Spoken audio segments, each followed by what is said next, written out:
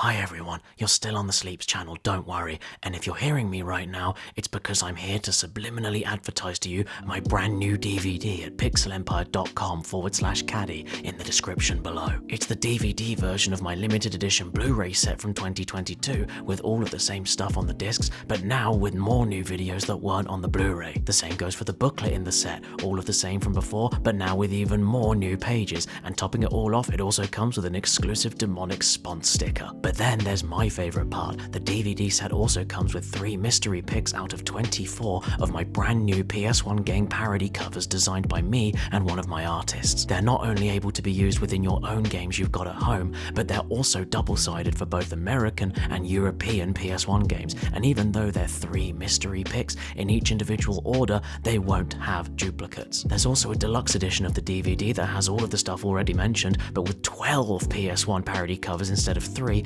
and a new poster, and free shipping in the US. Are you now too excited to sleep? Good, because then you'll hear me clearly when I say that every single PS1 parody cover that ships out also comes with a little reward sticker that can be exchanged for many different prizes, including Pixel Empire gift cards, hand-signed PS1 games and consoles from my own collection, or even chances to win even more PS1 parody covers to help you complete your collection and also get you more chances to win. Oh, by the way, you can also buy the PS1 parody covers individually if you want. And they also have the prize stickers. We've only produced a limited number of the DVDs and the majority have already gone, so don't miss out before it's all gone forever and it sells out completely, and head to the description tonight at pixelempire.com/caddy. It is really difficult to keep quiet while advertising something, and I hope I didn't wake you up.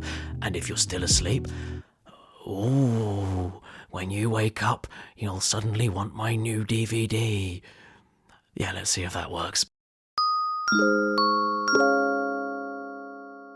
Hey everyone, it's me, Recipient's Name, but you probably know me better as Your Name from the YouTube channel Your Business Name. And did you know that back in the day when we bought a video game, we didn't have to pay for anything else afterwards? Yeah, seriously. I'm not joking. I swear on my nan's life. Actually, no, that's not fair on me. She's not doing so well. There was a time not that long ago when you could walk into a shop, buy a game, take the game home, start the game, dump a load of random button combinations all over the place, break your controller, break your fingers, and then suddenly unlock everything in it. Times were better then. We weren't afraid of getting muddy jeans and cuts on our knees. Break your fingers, kids. More will grow back. Carpal tunnel is a government myth. In pretty much every home console game ever made up until the PS3 and Xbox 360 days, developers would leave secret codes in them to allow anybody to basically do anything you can think of. Sometimes they were left in there accidentally as debug menus during development. Sometimes they were intentionally placed to give you a little leg up on a tricky stage that required a little legging. And sometimes they were complete jokes that did nothing for anybody except ruin a few marriages. Unlimited health, unlimited ammo, visual corruptions, anti-gravity, level skips, KFC bargain buckets, you name it. To the highest extremes of breaking a game down to its line of code and allowing you to become God. To the bottom of the pits and completely useless, like turning on extremely fast reversing for the limo in Driver 2. All of this kind of stuff was doable within a few seconds by anybody, and the best part is that you could do all of this degeneracy for free. No microtransactions, no subscriptions, no deluxe edition packs with free mini fridges that break in a week and set your kids on fire. You just had to know what the codes were, input them, and swag off. No, I'm not kidding. I'm childrening. But even though that is technically true, I'm sure you can see the problem that will arise from this. A problem bigger than my face. And that is that unless you know what these free top secret codes were, how are you ever supposed to know what buttons you're going to input into your PS1 controller? Well, by spending money. Okay, so for the majority of us, it wasn't completely free, but come on, getting an entire book full of them as a free gift with a cheap unofficial copy of a cheap unofficial PS1 magazine was more than a fair enough trade-off if you ask me. So today I felt like a little Jimmy around and wanted to stress test this beauty that I've had in my collection ever since the year 2001, back when I was 7 years old. Planet presents the ultimate A to Z of PlayStat. We're not talking about those elaborate guidebooks or walkthroughs including every single secret for you to play through and respect the developer's intent. We're talking hard, filthy, game-breaking, unfair, rock-stiff alcoholic cheats. Yeah, in fairness, I did have to buy a magazine back in the day when I got this book, and apparently, on its own, the book is worth £4.99, which is £9.24 in today's money. But even with that being said, the hours of fun I've had from this book far outweighs any small costs like that. And let's be real, would you rather get a large Big Mac meal and 2 cucumber bags, or a 24-year-old book with yellow pages? You're telling me that you'd rather have a McDonald's over a piss book? In this book are multiple cheats for exactly 230 different PS1 games, which sounds like a lot. So prepare to tell me that I'm great, because in this video I will be knocking off every single game they mention in one form or another. And ironically, not one of them has Buzz Lightyear in it. What's he doing here then? Why is he the front cover? Why is his name on backwards? What's wrong with you, Zub? There's a lot of games to get through, and a lot of ways to break them that don't involve using a hammer. So let's stop johnnying around, grab our DualShocks, slot in our Lara Croft torso-shaped memory cards, and have a good old cheat.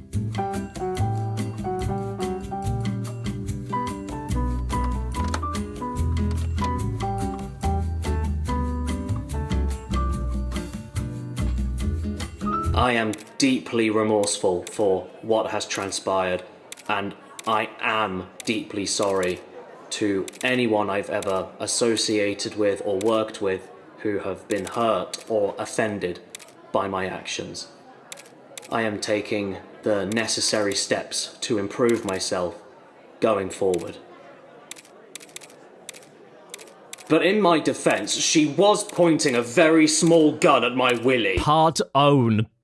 Actually useful cheats. I figured we should start things off nice and easy and go over the cheats in this book that I think are actually pretty useful. Not massively ridiculous or anything, but instead the ones that I think can actually improve the overall experience of whatever you're playing, especially with multiplayer games. Let's be honest, sometimes we'd all like to jump the queue, and cheat codes that unlock every single character, like in the fighting game Cardinal Sin, are just inarguably really useful if you'd like to jump into a match with friends and not have the baggage of spending hours trying to figure out where you can buy a skeleton hand bra with matching vag head. Bloodlines is a capture the flag arena fighter that gives you access to all characters and difficulty options with a simple sequence of buttons. And even better, you can get access to a voice line reader in the options menu, where you get to hear all of these lovable characters' memorable catchphrases like "Jump on home, Scrawny whelp. who does your hair?" You ain't got game. You lame. String bean. Ever heard of a weight room? Along with this, there's also the cooking bowl's worth of cheats for racing games that unlock every track, character, and vehicle, like with Roll Cage Stage 2, for instance. It is great that out of the box you have a soundtrack from Dom and Roland and technical itch, but sometimes you need a bit more than what Dom and or Roland can give you. I love me a good racing game in single player, but I mostly like to play them in multiplayer settings, and if you want to just race somebody right then and there and don't have any completed save data, why shouldn't you just be able to unlock everything immediately? What if the mood doesn't last? You gotta act now before you lose the tingle. The original Roll Cage is another racer in the book that has all unlock cheats, as is Demolition Racer. Though in Demolition Racer's case, you don't only unlock all cars, tracks, and modes, but also completely change the language despite the fact you definitely chose English. There are also unlock everything cheats for Muppet Race Mania, Ford Racing, Looney Tunes Racing, and Micromaniacs. Do any of you know about this freak of nature? It was named after all of the visitors to this page on the Cleveland Clinic. The game is made by the same people behind Micro Machines and is basically exactly the same game, except the machines are gone and all you're left with are the micros, including this man here that's so upset with what he's got to work with that he's eating his own face. Crash Team Racing is another one in the book and is a pretty obvious contender for best PS1 racing game that benefits from an unlock everything cheat. And even better, you know that 100% bonus unlockable scrapbook video? Well, if you don't have the time to get all the relics to unlock it, or you're completely terrible at getting all the relics and are the laughing stock of every Crash Bandicoot themed dinner party you attend, then all you need to do is pop in some buttons and voila, you earned this. Good job. Killer Loop is another racer that pops up in the book to give you everything, but the weirdest thing is that one of the cheats also makes you 25% faster.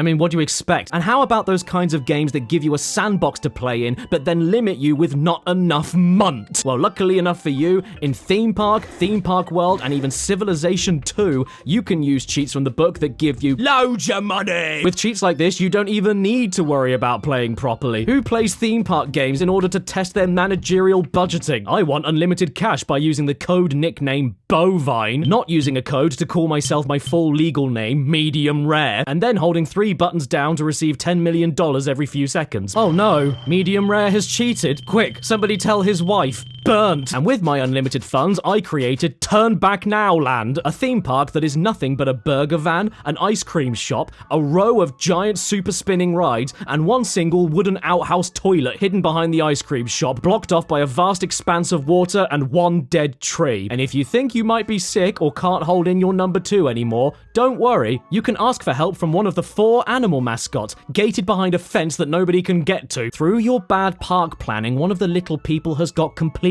stuck. Similarly to the racing games we just mentioned, you can also get Unlock Everything cheats for sports games. Once again, perfect for instant multiplayer mashups without needing to do any work, like with Championship Motocross featuring Ricky Carmichael. Shouldn't he be called Ricky Bike Michael? And in that game, you don't just get access to everything straight away, you can even activate our first of many big head modes that you'll see in this video with the cheat code Gross Teat. Gotta give them credit though, they're not lying. That's certainly the grossest teat I've ever seen. And that's counting all the ones I've seen on chests and heads. Not all that bad for a game that is so real you'll be picking your teeth out of the mud. But that's ridiculous. By the way, yes, you will be seeing a lot of big head cheats in the rest of this video, just like with this game, All-Star Tennis 99, starring him who isn't named, and the Wimbledon champion of 1998 who isn't named. But at least we know who took the photo. Speaking of, I've got a joke about this. What time does Sean Connery watch a match at Wimbledon? Tennis. Today I'm going to play as Gustavo Human, the tennis professional famous for leaving his dinner all over his mouth. And after a quick little shoulder button holding on the pause menu, we don't only get big heads, but big feet as well. Big head mode in general is very common, but having more body parts included makes all the difference. Look at this. It's the Nike IKEA collab. This is completely worth it just to watch your players struggle with the weight of 2 buses on the ends of their feet. Look at the state of the back of your head, man. You look like a gone-off broccoli. A very similar big head mode can even be found in this game, Ninja Shadow of Darkness. But in this dude's case, he's not only got a giant head and giant feet, but giant hands as well. This changes everything, and as a bonus, he also has access to the deadliest tool in the ninja's arsenal, swimming flippers. Now, I don't know why big head modes were such a prevalent thing back in the day. I don't get it. Stop asking me. It makes me feel very inadequate. But equally, I don't want anything else in my life other than this. So these cheats make me very happy whenever I see them. If any of you out there right now have recently felt like the pressure of life is just too much to handle, please keep going. Because he's here. And he's worth it. There's also Unlock Everything codes for Cool Borders 3 and a big head, which also applies to Cool Borders 4 with Unlock Everything cheats and no big head, which is a shame, but it does make up for that by having a cheat called I'm Special. And you know what? Yes, you are, because this is the only UK PS1 game I own that has a coloured cardboard outer sleeve for absolutely no reason at all. Cool borders that are so cool it needs a jacket. There's other sports games that benefit from these kinds of cheats too, like Cyber Tiger, a game based on Tiger Woods who didn't even need a book to cheat. Either way, it is great to just get straight into a multiplayer match with everything you need for a good time with no one single person wasting all of their time to unlock all of it. Not to mention, there isn't even a big head mode in this game because clearly it doesn't need one. This picture gave me sepsis, but the absolute best example for me personally is with Everybody's Golf 2, where you not only unlock all of the courses and characters, but of those characters, you get to play as Sir Dan from Medieval, Sweet Tooth from Twisted Metal so that you can finally live in a society, and the best of the lot, Gex the Gecko. Playing golf as Gex and Sir Dan makes all of this worth it to me though. Who thought of including this, and can I have their address so I can send them a big snog? Go on, Dan, swinging a sword, swinging a golf club, it's all the same. It's in the trap. That was weak. Oh dear, no, he's in bits! How is it that Sir Dan only lost one eye when he went to war and died, yet all of his arms and legs fall off because he hit one shot over par on a golf course? Arguably, though, the most useful cheat in this whole book is for Thrasher Skate and Destroy, where my name is Dingley. And if you pause the game, hold all the shoulder buttons, and keep hitting circle, you get unlimited points. That way you can finish the game without playing it and never touch it again. Either way though, yeah, whether you want to unlock everything in Big Air, including the snowboard named Steve, or unlock everything in Cyber Tiger, including your own joints, these useful cheats are the ones for you. Spare a penny for polio. Part Swan. Leggy cheats. These are the cheats that don't give you everything you'd ever want on a plate, but exist to, you know, just give you a leg. Everybody loves a leg. You mean like me? No, leg, it's just a metaphor. Oh, really? What's a metaphor? A metaphor is not a leg. Oh, my mistake. Goodbye.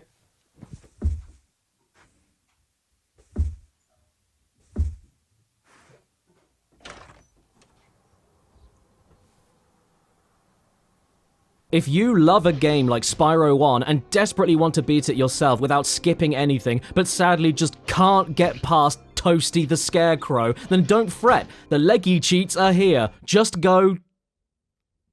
and then plop! 99 lives. That ought to give you a leg. Yeah, how do you like that? Bar mitzvah. And how about in Glover, the only game that makes bodily noises whenever you enter codes in on the pause menu? You know when you're just playing Glover like you normally would, and then oh shit, the ball is gone because this game is Glover and that's what the ball does in Glover? Well, don't worry, just type a quick pause code in and presto, the ball is back. Sorry, Adolf. Pandemonium 2 allows you to do the same thing as Spyro by just giving you extra lives in case you need a leg. And Time Crisis gives you a small cheat menu by shooting the middle loop of the R and then the middle of the crosshairs twice on the start menu, not only allowing you to get 9 extra lives, but also unlimited continues and no reloading necessary. So long as you have the American version, I think, maybe. Because I shot more times in the middle of these points than any American ever could, and yet the cheat menu never appeared. Maybe that's what Lee Harvey Oswald was looking for. The other guy just got in the way. Considering right above this cheat in the book, there's also another one for easy mode that just so happens to be for the Japanese version only, that just goes to show that this game's cheats probably give you the biggest leg of them all. Up your ass. Cooler World, a hidden gem 3D puzzle game. It doesn't give you extra lives or whatever else because the game is over when your score falls below 0. So instead, you can just keep adding 30,000 to your point score to allow you to keep on going solving the puzzles. And if that isn't enough for you, you can activate invincibility, which I know sounds more game-breaking than just a little bit helpful, but all it does is stop your ball from being popped by spikes. As far as solving the trippy perspective flipping 3D labyrinths go, it's still not easy even with invincibility. Look, this is a game about you physically altering gravity. I won't blame you for activating any of these cheats. You've even got to flip gravity around to read the manual. This game doesn't like you. Bollocks to it. Not only that, there's even a cheat for Cooler World that lies to you. Oh, a power pill sounds great, doesn't it? And all I have to do to get one is right circle, L2 circle, R1 circle, square circle all over the carpet. Well, this is what the power pill does to you. And while you're at it, activate motion blur on the bonus levels as well. This reminds me of the time I was 16, walking through the park at night, and someone came up to me and asked, "Would you like Mandy?" And I said, "Who's that?" The original Legacy of Kain, Blood Omen, has a pretty straightforward couple of cheats that don't even require a pause to do, and then, as if by magic, you've got full magic. You might want to upgrade your magic first, though. And even a full blood refill as a last resort, just in case you needed it, without going too over the top with powerful cheats. But maybe it's not extra health that you need for a little leg. How about this code in... Oh, that's not a code. That's my real leg. Oh, how embarrassing. Oh, how did that clip get in here? How about this code in Ape Escape that gives you the ability to collect 99 explosive rounds for your slingshot, the most useful ammo in the game for knocking out dangerous monkeys from a distance? Well, with a quick pause, you can then get 99 explosive rounds. Well, I mean, you have to collect the remaining 90 yourself. It doesn't just give you the ammo straight away, it makes your wallet bigger. But look, I can prove it works because usually you're only allowed 9, and I have 11, which means I can get another 88 whenever I want. Well, it's the only cheat for the game in here, so that's all you're getting. Shut up. How about in the original and first Worms? You can get yourself a little leg up against the last surviving 2 members of the Beatles by unlocking banana bombs and exploding sheep right then and there without going too overpowered. And I have always wanted to throw an exploding banana at Ringo Starr. And you can even do something similar in Resident Evil Director's Cut. Exploding sheep and bananas. I mean the idea of still actually playing the game properly, but just getting a foot up instead of complete invincibility for Chris. Even though I'd like to treat him to that because Chris is our old partner, you know. if you'd like to get double of every item you pick up, just hold right on the D-pad for a while on the skill select screen, wait for a nice green, and there you go. This is the ultimate definition of a leg as well, because even though you can get double of every item you pick up, to reap those benefits, you still need to play at the hardest difficulty, not the easiest, so you're not completely unstoppable, even though my disc does like to stop. Final Fantasy VIII is also in this book, but it doesn't have any cheats technically written down. Instead, it gives you every answer you need for the SEED tests that allow you to make more money throughout the game if you ace them properly. And you have all of your favorite test answers you need in here, like nin. You still actually have to play the game and be good at like 99% of it, so to have the solutions to this one element of the game is not a blemish if you ask me. Nobody plays Final Fantasy VIII to take an exam. They play it to watch Squall turn into a urinal. If you'd like a couple of games that have an insane amount of leggy cheats ready for you to leg all over the place, there's always Tenchu 2. Tenchu 2 gives you a lot of options which you can pick and choose between, which is perfect if you'd like to decide what you actually need for some help, rather than suck all the fun out and give you everything all at once. You can have access to a full map with a very easy code on the map screen, as well as a few easy codes on the item screen and pause menu giving you all available items, or adding 1 extra of all the items you currently have, or even just restoring your health to full. Healing. Warcraft 2 is very similar in that sense as well. Go to the password screen and then pick and choose between more gold, oil, and timber, all spells and full mana, more building options available at the very beginning, fast building, fast wood chopping, access to a complete map, and also lose level. For another RTS game example, if you could even call it that, there's SimCity 2000, where the literal only cheat in this book to give your leg a little rub is by allowing you to take any bonds you want at 0% interest for my lovely city of Hernyard, which doesn't sound like a big deal, but it's insanely helpful and still allows you to play the game enough to an extent where you don't need to feel bad about expanding your housing bubble until only millionaires can live in it. Part the third. Why even bother, you swine cheats? Look, I do get that you're likely looking at a cheat book either because A, you're struggling, B, you're a girl who just wants to have fun, or C, you suck. But these cheats available for the following list of games I honestly just don't get any personal enjoyment from. They give you too much power that doesn't feel like an earned reward or anything. Just immediately having everything at once doesn't do much for me. It's that moment after you pick up and hold your newborn for the first time. It's like, what do you do with it now? We're talking about the super cheats. Now, I'm not an anti-cheat guy whatsoever, far from it. Cheating is fantastic. Just ask Lance Armstrong, Dream, or Dave Grohl. But as good as these God mode cheats are, and how much I would love for them to come back just for the hell of it, there's only so much satisfaction I can personally get out of just putting some button combinations in Crash 1 and then completing everything 100% immediately. You can't even save your game after you put that cheat in, so what's the point? And once you've put it in, you never even get to see Crash get fully erect. Why would you do that to yourself? Alien Trilogy, Tony Hawk Skateboarding, Army Men Air Attack, Livewire, Spec Ops Stealth Patrol, War Games, the action-packed all-out Frag Fest. You want to use another word there, Chief? Asterix, MTV Sports Skateboarding, Fighting Force 2. All of those games listed above just give you one-off cheats that unlock everything for you all at once alongside unlimited everything and invincibility, or just give you level codes that give you 100% completion. Like I said earlier, this only works for me in multiplayer racing or fighting games. In mostly single-player adventures or games of skill, I don't know why you just make yourself indestructible to a point of the game playing itself, or have the game literally complete itself. There's no catharsis, and that's saying a lot considering I coughed up some catharsis this morning. I mean, don't get me wrong, I don't like it in KKND Crossfire when this fierce chap is walking too close to my square leather hole, but I still want to feel like I did something myself to stop him. By the time you hit unlock all levels in Tony Hawk 1, that means it's all done, so there's nothing to really do after you go back into the level you just unlocked. What would one get out of this?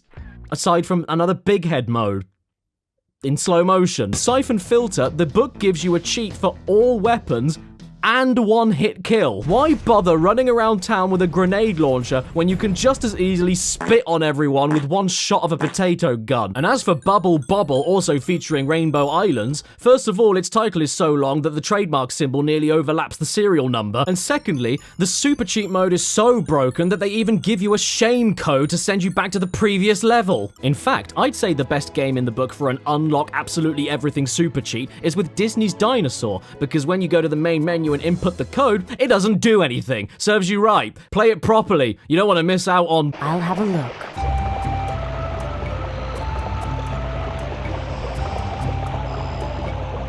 That's not to say that I don't like any super cheats though, far from it. They can have their uses, such as in Oddworld Abe's Exodus, where you can jump to any stage you'd like, but more importantly, you don't have to do that, and instead can use the super code in order to watch all of the FMV that the game has. The exact same goes for Ghost in the Shell too, and even Warhammer Dark Omen, the sequel to the ever popular and highly praised Warhammer Shadow of the Horned Rat. You may all laugh at me with your YouTubes and your electric cars, but let me ask you this.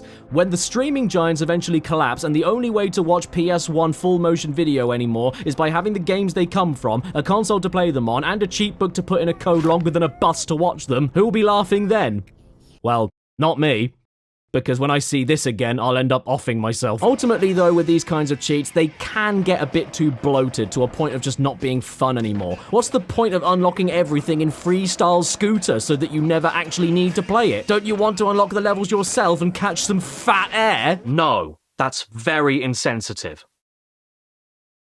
He prefers to be called Chubby Air. What is a major piss off to me though is that there are over 24 games in this book with super cheats that can be abused, no doubt, but at the very least split their super god powers up into separate cheats so that you don't need to have absolutely everything if you don't want it, or just want to skip the current level you're on, or even pick the level you'd like to unlock up to instead of just having it all for yourself on a platter of fish and fish. Death Trap Dungeon, Blade, Global Domination, Urban Chaos made by Mucky Foot, Colony Wars Vengeance, Colony Wars Red Sun, Army Men Sarge's Heroes featuring Sarge, Riff, Hoover, Shrap, Thick, and Very Small Real Woman. Army Men Sarge's Heroes 2, featuring all the gang, but someone is missing. I know where. In his mouth. And I know what you're thinking. Caddy, Slay Queen, Yas. I know that this is a sequel that has to move along with the times, and there is a woman in it now, which is very progressive, but why is everybody still the same colour?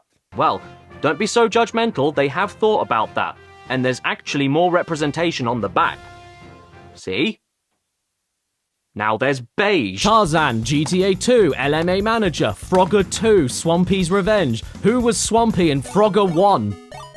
That car. Hercules, Bugs Bunny Lost in Time, which in fairness does let you pick how much stuff you want to unlock, but also lets you put a code in at the very beginning of the game to skip immediately to the final cutscene. You beat it. Wow, you are good. That is lovely. You're diabetic. Duke Nukem Time to Kill. Croc. G-Police. G-Police 2, Weapons of Justice, like the bioweapon that gives you a nice rash on your mouth. Tomb Raider 1, Tomb Raider 3, Tomb Raider 4, Tomb Raider 5. Where's Tomb Raider 2?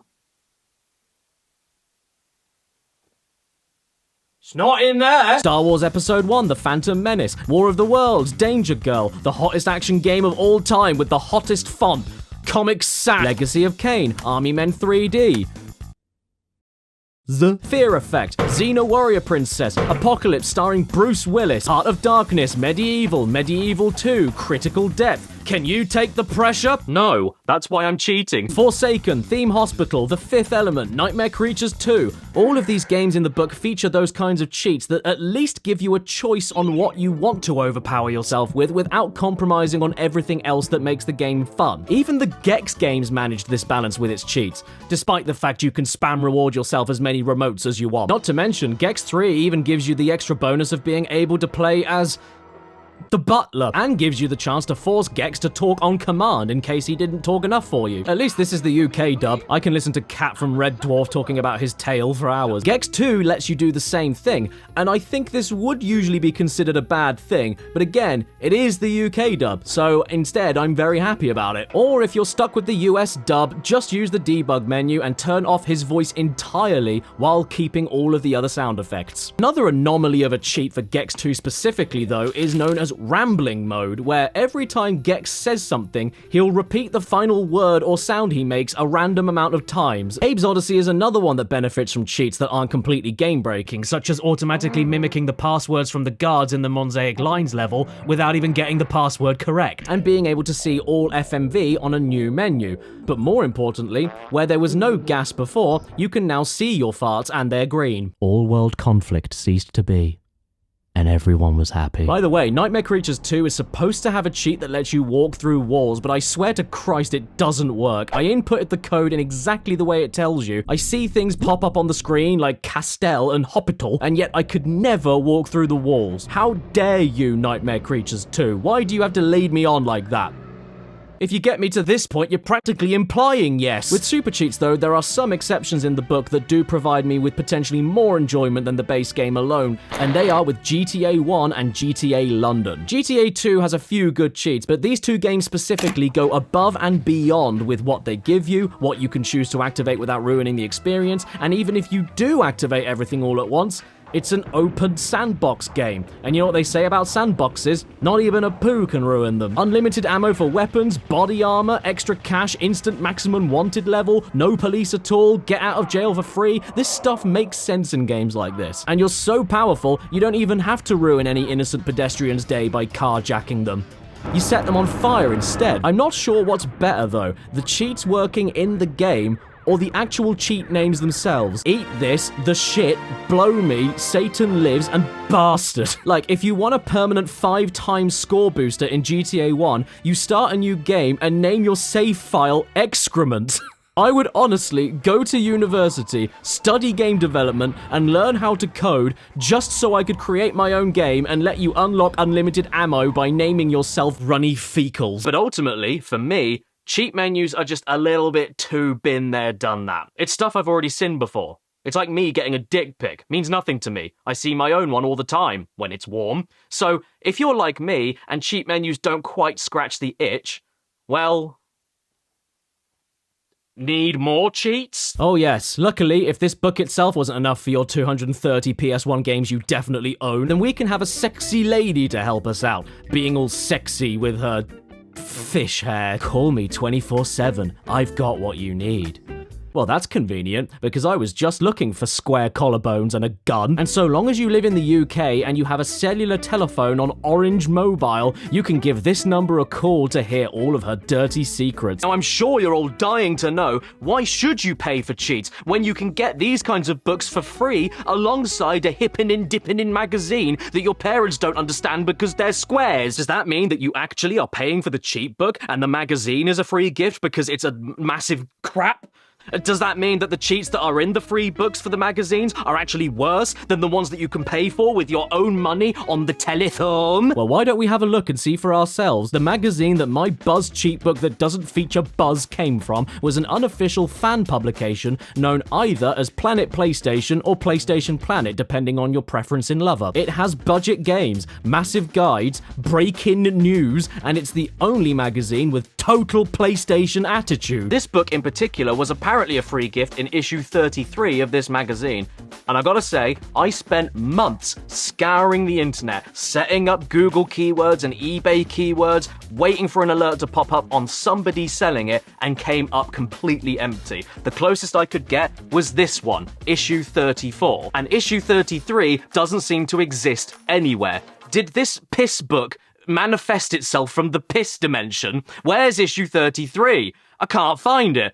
Oh, it makes me as mad as him. Okay, then fine. If this is the best I can do, then we might as well take a quick look while we're here. What's going on in this magazine, then? Oh, no.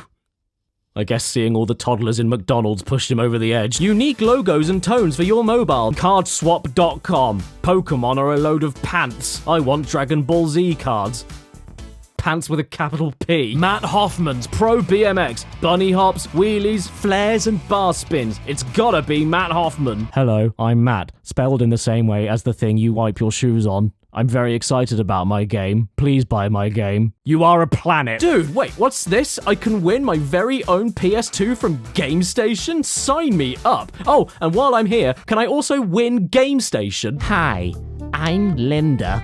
I have legs, and I want you to join me in the lay zone. Oh dear, what happened to the unlimited cheats lady? Somebody ran her over. I can't pretend to be happy while you look like this. How do you expect me to enjoy the tone of the week now? Ride Wit Me by Nelly featuring City Spud. Can my rap name be Urban Potato? Oh man, this has got to be the most early 2000s thing I think I've ever seen. Join the text party and get texting today. It lists 9 steps for you to get into a group chat and say hello, and then it costs 50p for every new text you send afterwards. Spider-Man 2, Enter Electro. We get our sticky fingers on Spidey's Part faux Earth. Oh, that's a bit cool, I suppose, cheats. These are the cheats in the book that I think are just kinda neat. They're not necessarily helpful and not necessarily there to blow your head off, but are really sweet little bonuses that make you say to yourself, well, that's a neat cheat.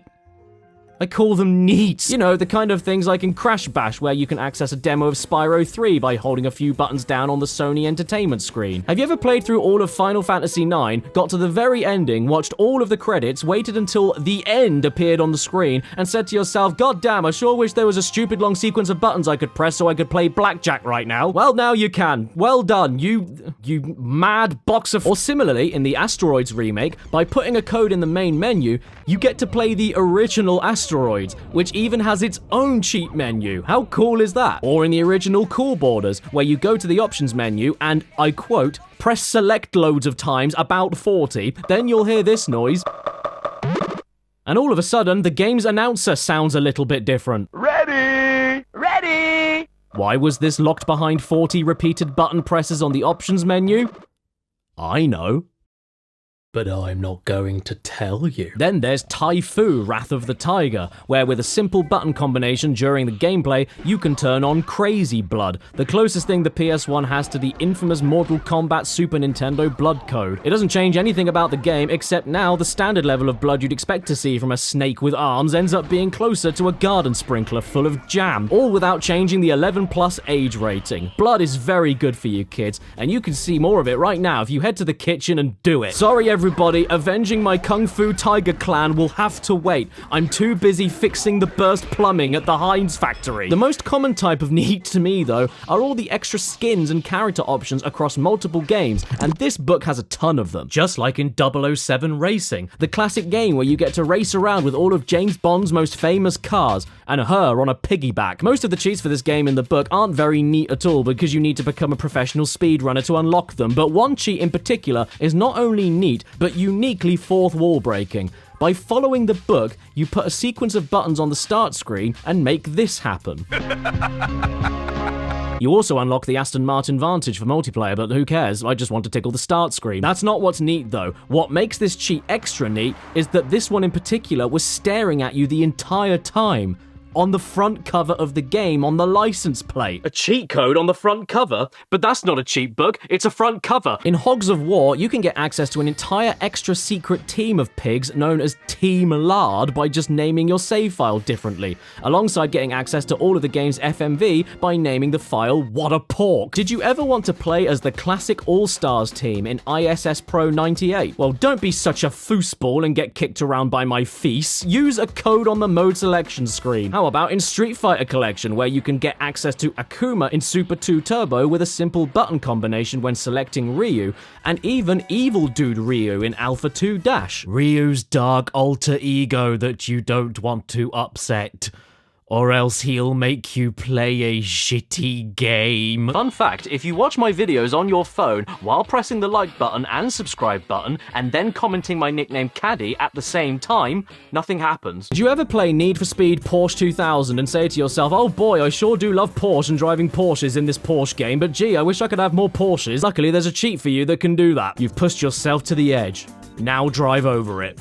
That is awful advice. Did Richard Hammond write it? Dave Mirror Freestyle BMX is a game that I'm very good at because it doesn't slow down or lag and lets you land every trick without a sweat. But you know what could possibly make this even better? That's right, a code to play as Amish Boy. Oh wait, you have to beat the game 10 times? Well, that's not very Christian of you, is it? Okay, scratch that. There is another character unlock here. A code to play as Slim Jim, the mascot of the snack food of the same name, because the first thing that comes to my head when I think BMX is thin sausage. What's your favorite style of Slim Jim? Style 1, Style 2, Style 3, Style 4, or Style 5? To be honest, I'm very happy about this because I can relate to old Jimmy here. We both have the same name, we both are quite slim, and we're both named after cured deli meats. There's another game known as Supercross 2001, which also has character unlock codes for secret characters, 3 to be precise. Billy Ray Mud Mullet, Hot Tub Harvey, and Astro Nut. Fun fact, he was the original planned mascot for the PS5 back in 2001, but he was scrapped at the last minute after Sony realized Astro Nut's Playroom wouldn't work as a kids game. If secret character unlocks aren't really your thing though, then don't worry. The book has you covered with a couple of games like Formula 1 98 officially licensed game. Not only does this game feature commentary from the world famous Jewel, but the cheats here can unlock a fair few super secret tracks for you to race on. And then in Ridge Racer Revolution, you don't get any immediate unlock cheats for new cars or tracks, but instead the ability to adjust the weather of each track you race on by not doing anything on the opening Gallagher minigame. Now that is really neat, as I always say whenever I write it down and have to read it. It also tells you that by holding down L1 and R1 on the main menu, you can move the spotlight around. Look at me go. Not to mention, isn't this also neat? You can unlock all the extra cars and a thing called Buggy Mode, which can only be unlocked by getting 100% on the intro Gallagher minigame. Sounds difficult, right? Well, it is, but luckily there's also a cheat that gives your Gallagher ship a nippy bastard laser to make that no problem at all. Look, there you go. You did perfect. You on your own. Now you have all of the cars, and now they're all portly. I love this. Wee. You're in. You also activate this thing called Spin Mode with a cheat on the start line. Once activated, on certain turns around the track, you'll now be allowed to spin in full circles multiple times for bonus points. Pretty neat. There are also a few other games with neat cheats that don't just fall into the secret characters category alone, like with Silent Hill, where you can hold all the shoulder buttons in the options menu to access hidden options that can drastically alter the game. Toggle auto aiming on and off, mess around with how walking and running works, mess around with how the camera works, which I definitely could have done with. And my favorite, customize the blood color. First of all, I appreciate that because when I saw this moment, I really thought Silent Hill stepped over the line and I wouldn't have been anywhere near as scared if it was all green. And second of all, once you pick the right colors, suddenly nobody around you is scaring you with hyper-realistic blood anymore. They've all just got a phlegmy cough. Bust a Move 4 is a game about popping bubbles, and it has some neat cheats in the book that offer you a variety of different extra bonuses. Stuff such as an entire extra set of puzzles to play, 6 extra characters to play as, and a talking demo option where you can cosplay as Richard Nixon and jack the phone lines to listen in on different conversations between 2 characters like Bub and Bob, Marino and Brum, and Tam Tam and Gurgh. Hey Bob, have you found a rainbow bubble? Yes, you got it. But I will not give it to you. What? Why do you make such an effort to protect your bubbles? I need bubbles to keep myself shining. Bye then. I always get what I want. You can't get my bubbles so easily. Youth can sometimes be fatal. Sorry kids, you're gonna die, I guess. Okay, so that was fun, but this is my favorite absolutely pointless bonus I've ever seen in a video game. A tarot card reading mode, where a new selection opens up for you in the options menu that will reach out to your soul from the TV to describe you and your love life. This is gonna be good. Wait, but I'm not Jewish. How did it do that? 1. Past. You were going to win his or her heart. You had no regret about your chase of ideal love. Confidence helped your love. This is very accurate. Okay, good start. 2. Present. It cannot be helped. The ending of the love is approaching. Oh. But this means the beginning of a new love. Don't turn around. Okay, fine. Not the best outcome, but not a complete washout. Thanks for the advice. Death upright. What, like a horse? 3. Near future. There will be a time to make a decision to build up a good relationship between you and him or her. Nothing will seem to be a hardship. No need to hesitate. Happiness will lie in front of you. Okay, good to know. I'm writing it down. Leave my fiancé, leave my stepkids, my love will flourish and everything will get easier. 4. Goal or purpose. However hard you worked, you could not gain his or her love. Hang on, wait, what? Perhaps you hadn't made enough efforts, or maybe you were not willing to. No, but you said that I wouldn't have any hardships. How can I work hard when there's no work? 5. As others see you. You could not gain love because you did only common things. All right, okay. Hold on a moment, Jacob Rees-Mogg. What are you trying to say? You must not have admitted yourself as a loser before you fought. This is the worst dating profile I've ever made. 6. As you see yourself. You were anxious about the unreliable love and had lost concentration on love. Yeah, can you blame me? 7. Outcome. Oh Christ, how is this all gonna end? Incredibly, things were getting better. The great power of fortune led you to happiness.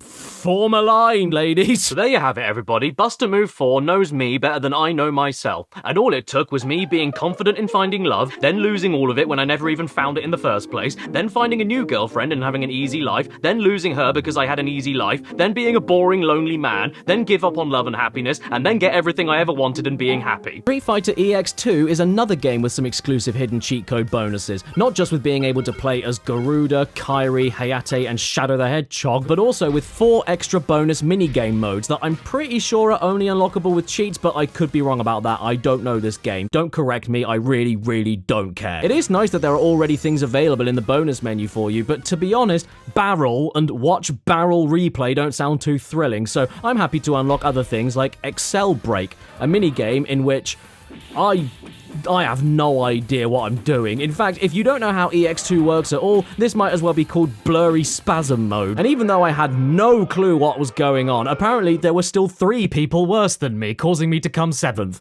And my name is Wig. Another bonus game here is called Satellite Fall. The third minigame is called Versus Bison 2. And I'm gonna pick Bison for it, so I can't possibly lose. Obviously, I didn't win this mode. I suck at Street Fighter and I have absolutely no idea how to avoid any of his nonsense. In fact, I only managed to hit him 1 single time.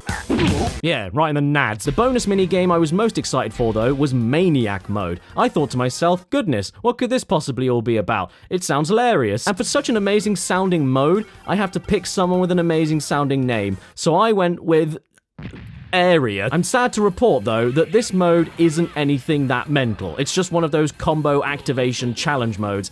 And again, since I'm absolutely useless at this game, I couldn't get past the first combo challenge, even though I did know how to activate the first move, Great Cancer.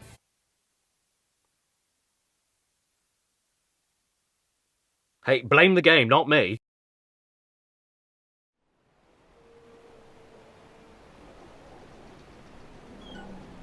There are whispers from an age long lost to the cruel sands of time, an age of discovery, an age of nobility, yet an age of foolishness, an age where even the most steadfast of men would be driven to insanity and even death by the seductive allure of a promise, far, far away in the haziest fog of the Atlantic. A promise that would later be told in myth and legend, and a promise that would give countless sailors the courage to risk their bodies and their minds in order to obtain the cheat code to see Lara Croft naked on the PlayStation. Sadly, that cheat code was never real, and everybody ruined their relationships for the sake of trying to see these, when all you had to do was go out and buy a book to look at tourist destinations in Egypt. But that doesn't mean you couldn't get anywhere near some breets with some extra neat costume cheats that you could eat on the PS1, and one example is in International Track and Field 2. But first, I have to pick a country.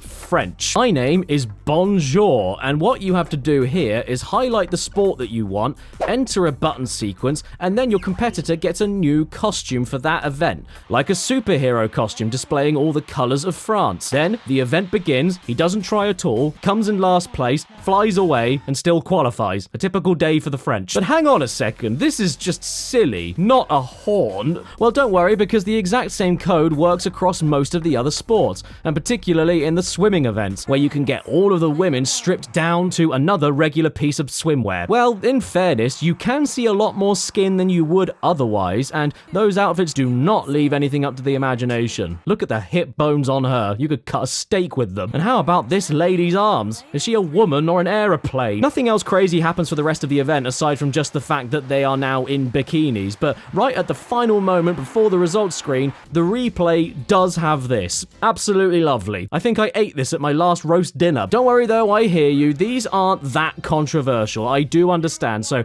let's crank it up a notch. How about we take a quick peek at a cheat in the book for Cool Borders 2, the controversial sequel where they decided to include a little snowboarding pixie guardian. Now, according to the book, this cheat allows you to unlock, and I quote, pervy outfit. Once you've inputted the code correctly, you start a freestyle match, and then suddenly, the two female characters get some alternative costumes. Cindy dressing up in a very skimpy leather outfit, and Irene dressing up as a German. There's also a few extra naughty choices on top of these, but I mean, come on, you've got to go snowboarding in a thong. Dominatrixes on a snowboard is a very specific kink of mine, and god damn it, I want to live it. Look at this. Look at this. It's glorious. I wasn't sure what to expect, but this does not disappoint even slightly. 10 out of 10. Okay, I think we've had enough fun. Let's try another track.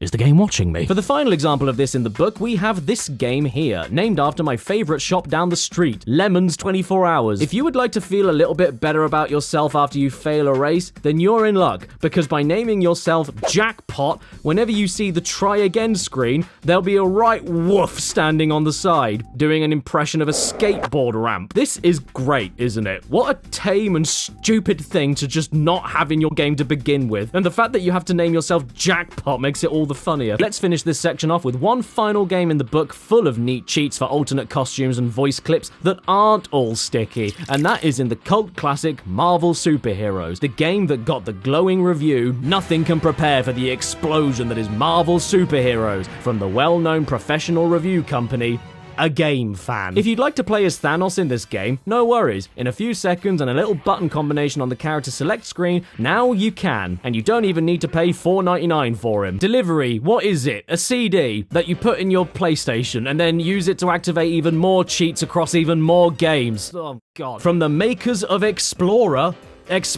That's a stupid name. What? Does that mean that when you play the game in the console, it explodes? I have two of these discs from the Exploder company. The first one, Pocket Power Station Exploder Cheat CD, and its sequel, Pocket Power Station Exploder Cheat CD. I know these aren't cheat books and don't give you codes, but I don't know when I'm ever going to look at these things ever again. And these particular discs I have actually come for free in another magazine, much like my precious little piss book. So as far as I'm concerned, it still fits the theme of free cheats. And if you disagree, then you're a peed. These are really cool little snippets of console game history, because similar to something like Game Genie on the old Nintendos, these discs don't just give you a list of button combinations or anything. They're actual software that interacts with the game titles programmed into it by adding lines of code to change how the gameplay variables operate. You activate the cheats you want to use for the listed game, hit go, and then while the PS1's internal console memory suspends the cheat commands, you take out the cheat disk, swap it with the actual game disk you chose to cheat on,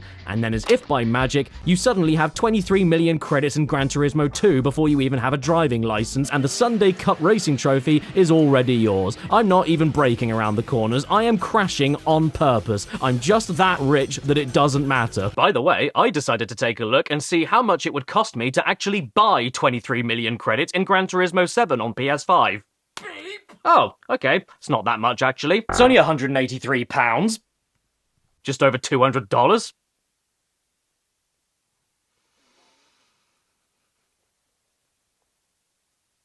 Well, that's not very good, is it? And much like magazines, it's a proper trip looking back at these, because the discs themselves even have ads preloaded onto them, including for the magazine that they came for free with, Power Station. 100% PlayStation, 0% fair.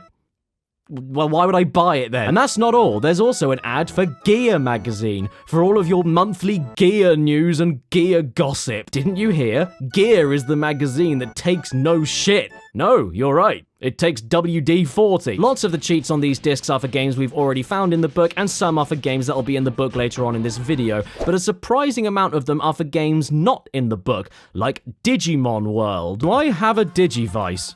No. Do I have friends? No. My name is Bendy. What's my Digimon's name? Bendy. Watch out, world. Here comes Bendy and Bendy, saving the day with maximum health, maximum attack power, all fire skills learnt immediately, and 99 metal bananas. Yeah, take that. Nobody here stands a chance in File City. I'm a kid, I think I should leave. And there's also some cheats on the disc for World's Scariest Policeman. Now, I figured this was just a fun little pretend game about pretend coppers committing pretend gross negligence and pretend sexism in the pretend Metropolitan Police, but I was way off. I had no idea this is a game based on a real-life show in the States. Real-life World's Scariest Police chases caught on camera with real criminals and lots of people getting hurt or killed made into a video game for your greasy children. It seems a little insensitive to me, but I gotta say, I am really looking forward to the Jeffrey Dahmer video game from the team that made Manhunt. Even without cheats, I love this game. I don't even get the point. You just drive around being a policeman, point your finger at the next unsuspecting car who is now suddenly a criminal. After you do enough damage to the unwilling suspect and smash up half the city you're trying to protect, you then just leave the burned husk of a car behind on the road. Well done, Rozzers. Don't worry about the collateral damage. You put a very dangerous man in the ground today. He committed the terrible crime of being a car. Look, there is clearly a lot of corruption in the deep state of World's Scariest Police chases, so it's lucky that we have a cheat from this disc that allows us to have unlimited ammo. It's weird though, because these discs could often provide you with even more ways to cheat in a game that normal button combination cheats from a book could never compete with. And yet, as far as I could tell from the discs that I have, none of these cheats appear to go anywhere near silly or ridiculous. They're mostly just stripping the code down and overriding it so that you can do the mundane, like completely freezing a timer in a character selection screen, or the complete other end and turn you into a rampaging invincible god with a space jump that makes you say ugh every 2/3 of a second. I wouldn't describe these disc cheats as cheats in the traditional sense, and more like hacks, since they don't appear to be built into the game at all, ready to be unlocked by you. As far as I'm aware, there's no way to access the unlimited Gatling gun in Resident Evil 3 at the start of the game with traditional cheats, but with this disc, now you can, and have access to all of the maps and files so that you can read all of the puzzle clues for the end of the game and not be able to do anything about it. Oh no, this game has explicit violence and gore? But yeah, don't expect the outlandish and silly stuff like that all of the time. It's very uncommon. Like I said, these are more just completely game-breaking. The stuff that means that you never need to worry about playing the game properly anymore so that you can sit back and enjoy the computer graphics movie. Have you ever wanted to give Lara Croft unlimited air underwater, or manually adjust the firing rate of her pistol so she turns into a big-boobed sentry turret? There is just one problem with hacking Metal Gear Solid though. It completely breaks. For some reason, the music plays 4 times the speed it should, the subtitles all overlap each other, and the cutscenes and codec conversations are... Negative 4 years turned 11. I'm not sure if this is some kind of built-in anti-piracy punishment, or if this is just what the cheats do as a side effect. The 2 cheat discs I have are sadly considered sample discs, which I guess explains why they came for free with magazines, much like the book itself did. And looking into the built-in ads, it turns out they are actually a demo in and of themselves for a full disc version of this exploder thing, with over 6,000 cheats for your Playstamons. But that's the thing that you've got to pay for, and I'm not about that. We're sticking with what you can mangle your games with for free. What's this? Total PS1 attitude? Yeah. Just like this man. He's oozing it. Giant cheats poster. What do you mean? It's tiny. What? These are cheats. I don't know what I was expecting, but even with the front cover telling me exactly what it was, didn't prepare me for the fear I now feel. What is this heap? Who asked for this? I want to know, because I will send it to your house with a packet of bird flu. I'm just, like... I'm speechless. This is the most useless thing I think I've ever seen. No, not just from video games, just everything, ever. I love it. It's my new favourite thing in the world.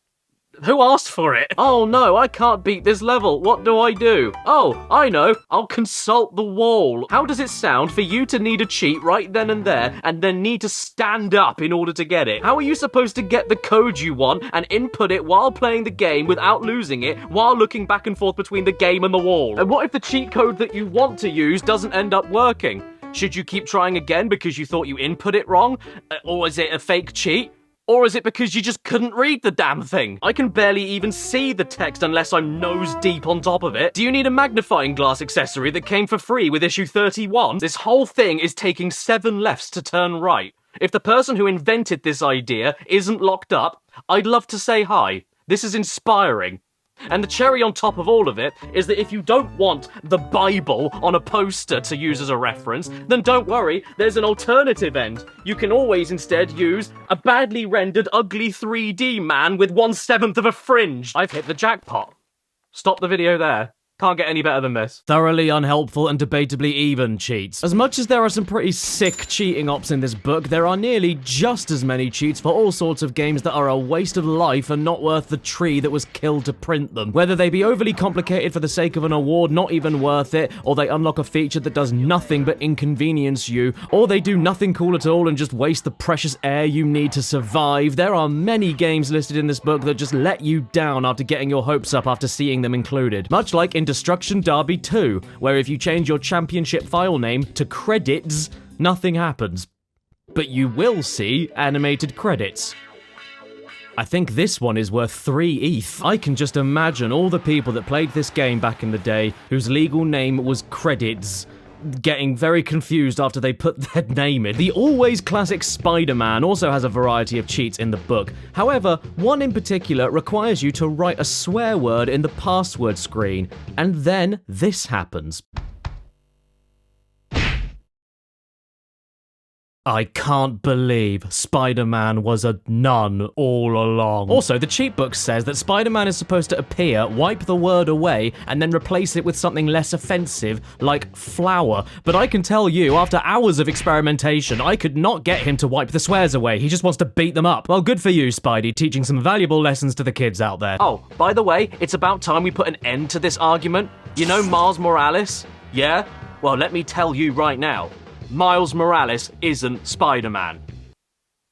He's Spider-Man, just like Peter. And how about those quote-unquote cheats that shouldn't even really be cheats in the first place? Like holding all the shoulder buttons and triangle in Crash 2 while changing warp room floors in order to fight a boss you already beat. Or using codes in Championship Bass in order to unlock challenge mode. Or in Everybody's Golf, where holding L1 and X while selecting a character lets you change the stance of the golfers. Why are all these things hidden with secret codes? Shouldn't they just be part of the game to begin with? The same goes to Wipeout 3, where there's a lovely code in the book that allows you to change the color of the turbo pads. Why is this a secret? And furthermore, why would you want to even do it anyway? I can teach you how to change the color of a turbo pad myself. Just get yourself a girlfriend, wait for about 4 weeks, and then ask her if you can have a look at. And it's one thing to be pointless, but it's another thing to be thoroughly unhelpful. Like in Star Wars Demolition, the game where you finally get to pilot all of the iconic Star Wars vehicles, like the Snowspeeder, the AT-ST, the Pod Racer, the Land Speeder, and Boba Fett. You know what you need in a game where you have low gravity ships to steer? Even less gravity. This isn't fat air anymore. This air is morbidly obese. And then there's Command & Conquer Red Alert. Start the game, open the submenu, select the PlayStation symbols in a certain order, and then you get access to a bomb that is so powerful that it even bombs yourself and you lose. Oh, and here's another one. Turn all the ore into beer. Well, I didn't know what else I was expecting. Those wacky Soviets and their drink. Hang on, wait, now the game is telling me not to drink. All right, Dad. I mean, what else can you even say? Everything is the same. Nothing has changed. There's just beer now. Being drunk up by diggers, just like Muck when he's finally had enough of Bob. The follow-up game is also in this book, Command & Conquer Retaliation, named as such because the Soviets lost the previous game after all that beer, so they got rid of it and tried attacking this time. And let's be real, who needs alcohol to win a war when you can change the name of your civilian building to Jonathan's house? Or how about Big Ern's? Or Kurt's house? Ludwig's house? Claudia's home because she doesn't live in a house? Jason's manor? Simon's mansion? Munson's pub? Munson's pub? I have never met a Munson before. What kind of name is Munson? And why doesn't he own Munson's mansion? Rad with that, comrade. Your mission in the Ukraine is simple. Nope, not touching that one. Star Wars Masters of Terras Cassi, presented in the two languages that you can't think of without the other, English and Finnish. In a fighting game, being able to see your health bars is very important, which is why the book includes a cheat that gets rid of them. Who's winning? Who's losing? Well, I am for playing this. Who the hell knows? It's part of the fun. And while you're here, feel free to turn on big head mode, and suddenly you'll see your granddad in the 60s. Ugh, I'm bored of this. Moving on. Game abort. Oh. You'd be surprised how many racing games have cheats that just do not help you. Take V-Rally 2 for instance. Was all of this shit a little bit too difficult for you? I wouldn't blame you for saying that, but don't worry, because you can always make things easier with the double speed cheat. For God's sake, you're going so fast that the race begins before the countdown to the roll-up even ends. I've had enough of this, it's just too silly. Have you ever played an extreme sports game on the PS1 but desperately wished that the environment looked like a giant smear? Well, have no fear. Now I have no fear. For every cool unlockable bonus level you can get with cheats, like a volcano stage with skeletons, or a canyon level with aliens, who are indeed world-renowned for their love of mountain biking, there's also stuff like this. I love this, whatever this is. Look at it, it's a mess. It's like a skid mark after a Skittles milkshake. But if that's not quite your tempo, how about this? Red pill? Blue pill? Hillary? Bush, who cares? Take them both, and you'll wake up as a professional downhill mountain biker. Now I'm being bullied by a volcano. You know what though? I'm fond of you, skeletons. Even in death, still cheering us on in the afterlife. I want to join you. Where's the anti-gravity cheat? As far as terrible, unhelpful cheats go, there's nothing quite like the ones that require you to do even more work than it would be to just play the damn thing normally and get the same result. In Destruction Derby 1, if you type in monkey as your name, start a match, and then do 5 360-degree spin attacks on other cars without crashing too much, which is way harder than it sounds, you will spawn a monkey on the track. And then, if your engine hasn't blown off yet, you can chase the monkey and hit him for an extra 50 points every time. Who even cares? By the time you manage to sort all of this out, you've either already made over 100 points or you're shown off on a speed limit PSA. Do you know how long it took me to get my first single 360-degree attack? 18 minutes, and I needed to do that 4 more times on that run, which only lasts about 90 seconds. It's not possible, I swear to Christ. You can't see what's coming behind you, there's too many cars blocking each other to spin them, you don't have enough health to survive long enough, and your car must be going on a bear hunt because it has to go through everything. I tried for over an hour to make this all happen, and recycled enough cars to build another sweatshop, yet the best I could do was 3 360s in one match. But the computer players, oh well, they can knock me into a 360 whenever the hell they want. They don't even think about it. And they don't think about it because they're computer players. They don't have human brains that think. My uncle has a computer. I asked him. And yeah, I know there are cheats for invincibility and choosing how many cars you want on the track and blah blah blah, but here's the problem with that, sunshine. These are name entry cheats, so you can only activate one of these at a time. Useless. Totally useless. And as for Rayman, well, Rayman's cheats in this book are just a cacophony of empty promises. First of all, Rayman is xenophobic against fairness, so you start off with a sigh of relief when you see the level unlock codes. But it's one of those cheats that unlocks literally everything, meaning there's no point playing any of the levels because there's nothing to collect, meaning that you can just go straight to the end of the game and win, making those codes completely worthless. After you're done crying, you then see an extra continues cheat. Oh good, if there's one thing Raymond definitely needs, it's extra continues to actually give you a fighting chance of finishing a single level, let alone the whole game. So then you start reading it, and it says, if you have 0, 1, or 2 continues left, when you are at the continue screen, press and release successively the following directions slowly, brackets 1 per second, while Raymond is staggering around. Up, down, right, left. You should get 10 continues.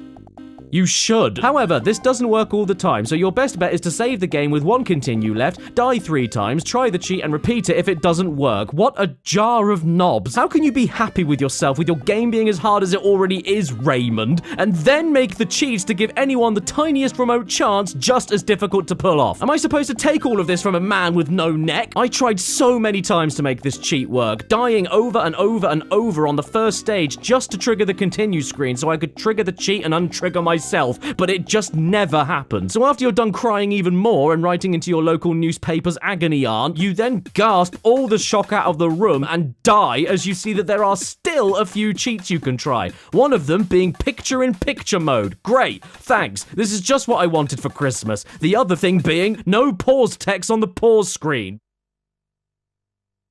And then the last one being this, the worst cheats to input in this entire dead tree, whereby holding all of the shoulder buttons after the Ubisoft logo, and then holding start after the brick wall FMV, and then sitting there like a human lemon, keeping all your fingers held down on all of those buttons throughout the entire intro cutscene, including the start menu screen until the screen goes black and the demo starts. Absolutely nothing happens. As far as I can tell, I didn't notice anything different, but according to the cheat book, apparently this is in order to activate a large Rayman demo, which can only lead me to assume that it increases the length of the start menu demo video, which you'll end up skipping anyway when you hit start because you want to play the game and the game tells you to hit start. I'm playing Tomb Raider 2 now, and there's a certain cheat in it that really caught my attention because it's inputted unlike any other code in the entire book. You don't just hit a sequence of buttons, you actually have to make the character move in a very specific way and take your time with it. You hold R2 and then sidestep left, sidestep right, sidestep left, walk back one step, walk forward one step, release R2, hold left or right to spin around at least 3 times, and then perform a normal backwards jump to...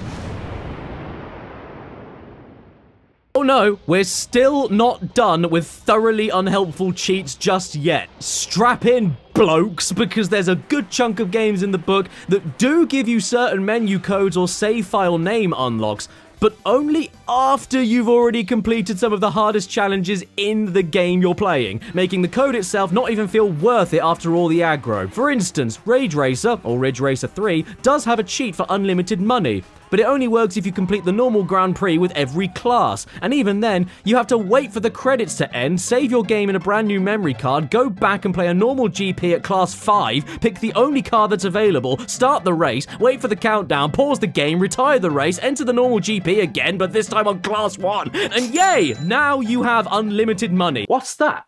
Is that a little bit of scum? Oh no, it's you. Did you just say that that cheat in Rage Racer wasn't good enough for you? Well then, I have a cheat for you. And it can turn off the rear view mirror and back on again. This is not in the basic controls or just a regular thing that you should be able to do. It's a cheat. And it's a cheat that makes you see less. Formula 1 99, the first Formula 1 game ever made where you drove men instead of cars, and he's disgusted about it. There's plenty of codes for you to work with in the book, however, all of them require you having to finish with a high score in Grand Prix mode, and require you to do that every single time you want to add a new code in. And for what? A night race? But I don't want to do that. That's bedtime. Sadly, this also applies to Tekken 2. There's no quick or easy way to unlock all of the characters in the game, but you need all of them in order to perform the cheats, which, by the way, are also pretty unhelpful, like a first-person mode. What's sad, though, is that this also applies to the funnier cheats, like Sky mode, where every uppercut sends your enemies to inspect the cornflakes in God's beard, and I couldn't even do it myself anyway, so I'm showing you footage from a robot, or even the classic big head mode. What sadist locks a big head mode behind 100% completion? I haven't got time to complete the game. I've got things to do. I need it right now. I want to see Heihachi with gout. Hang on, wait, what's this? Bigger head mode. First enter the big head mode cheat. Hang on, does this add even more to the original big head mode? I didn't know you could play as the thing that killed the Titanic. And a massive poo. We're still not quite done with unhelpful cheats just yet, though. For yet another example, look no further than in UFC, which of course stands for the name of the guy the game is named after, Uncle Funnycock. You know, I've never really been into wrestling or MMA or any of that stuff, so I'm not sure if I can recommend this game or not. But if you're interested, I have to warn you that you can't play it if you're a snowflake. Now, I will admit there are many cheats to unlock extra characters, just like Card Girl over here. Well, that's just lovely. And there's even a code in the book named after what my doctor said to me last time I had my pants down, Big John. But the cream of the crop of terrible, backwards, unnecessarily cryptic, utterly awful cheats to apparently reward you after you already struggled to beat the game completely goes to UFC. So first of all, yeah, you have to finish the champion mode or win the tournament mode. That's already bad enough. But then once you start seeing a text box appear on the screen, you then need to make sure another controller is plugged in, then press R2, L1 and L2 at the same time on that Player 2 controller, and guess what happens? You get to see a slideshow of the loading screens. You unlock the loading screens. Why is this hidden behind a Mensa puzzle? Why isn't this just something to unlock and view in the menu? Better yet, why is this even a feature? I don't fight like a man. I watch PowerPoint like a boy. Oh, here's a really disappointing one. It's in Alien Resurrection, one of the first ever first-person console games to use the left stick to move and the right stick to aim. Isn't that the best news you've ever heard? This game is best played in the dark. Oh no, I forgot the book. I can't see it. Yes, this game does have all the standard boring but useful cheats like level select, infinite ammo, invincibility, no chest burster, but there's one particular cheat in this book that led me on and then let me down, and I've never been stood up by a book before, so it really hurt. There's a cheat written down here known as research mode, and when activated, you gain access to a screen with many light switches, and by turning some of them on and some of them off in different patterns, you can affect the way that all the enemies look and behave. Sounds great, right? Well, ha, you just fell right into the trap of a book telling you its parents aren't home, because there is no source anywhere I could find that gives you any information about which combinations of lights do what to the aliens. What should be a funny little cheat ends up turning into a shitty little guessing game where you pause it, go to the screen, try another pattern, close the screen, unpause the game, and watch in awe as a transparent green xenomorph dangles like an old sock, not changing at all, until after 2 minutes of random guessing, it eventually disappears and leaves behind a little splat. Stop laughing at me. It's not funny. I spent ages on this damn game trying to get something interesting or funny to happen, and I honestly just couldn't. All I managed to do was turn the aliens into Roundtree's fruit pastels by changing them from red to green to orange. Then I made the facehugger eggs flat and tiny. Then I made the aliens tiny. Then I made the aliens invisible. And then I made the facehugger eggs fat. Shooting these little things is like trying to sit on a flea, and the worst thing is that I have no idea what I did to make it happen or get it to unhappen. You want to know what my absolute favorite unhelpful cheat in the whole book is, though? That is easy. It's in WWF Warzone, the only wrestling game that strives for nothing else but realism. Yeah, alright. Okay, so, much like the other games that I just talked about, the book tells you with this game that you need to beat it multiple times with multiple characters in order to unlock everything, which you will be doing anyway, so thanks very much for that reading. But, once you've done all of that, there is one extra special hidden secret code that you can now use. You go to the elevator, press L1 and R1, and you get to see the cheats that you have. There is a cheat code in this game to see the cheats that you have. There's no codes to unlock those cheats. The only code in this book allows you to view the cheats that you got yourself by playing the game normally. I am going to eat my own head. Actually, no, I changed my mind. These are my favorite useless cheats. There are 2 games mentioned here, NASCAR 2001 and Buster Groove 2, that were never even released in the country that this book was sold in. I'm not making that up. There are some cheats here for NHL 2001 and 2000. What, so do the cheats work for both of the games? Or could it be that they only work for one of these games and they forgot to double check before printing the book? I have no idea, so I guess there's only one thing this could mean, and that is that you have to play both games at the same time.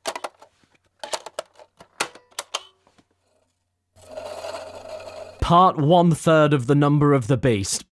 Not cheats. You know what these following cheats are not?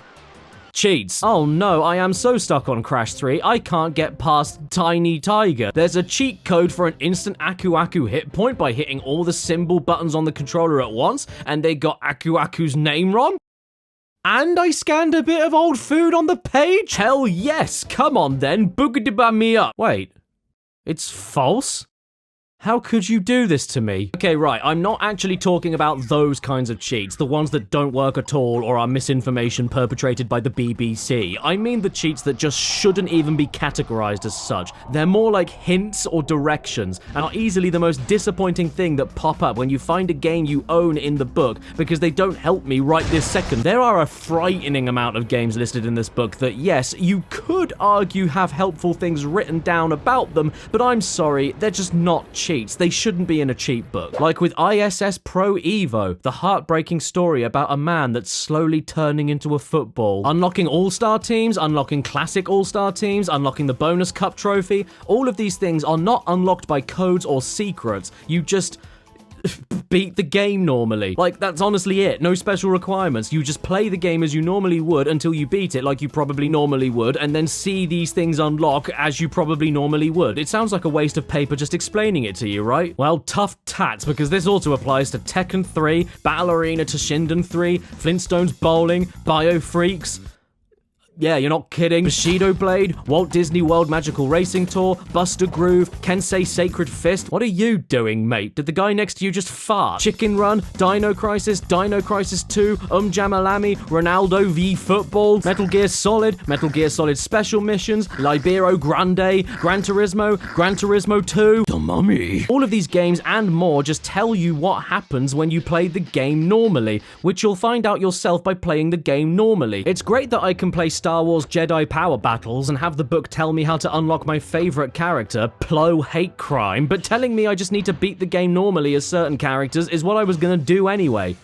Or not, because Star Wars Jedi Power Battles is a massive crease. Same applies to you too, X-Men Mutant Academy. It's not as helpful as you think it is to say, unlock character by beating game. And even your free year 2000 mobile phone won't win me over. And you know what? I don't even count the games featured in the book that tell you how to unlock stuff or find items by doing extremely specific extra things you wouldn't think to do normally. Just like the not cheats for Chocobo Racing from the makers of Final Fantasy VIII, but none of the other ones.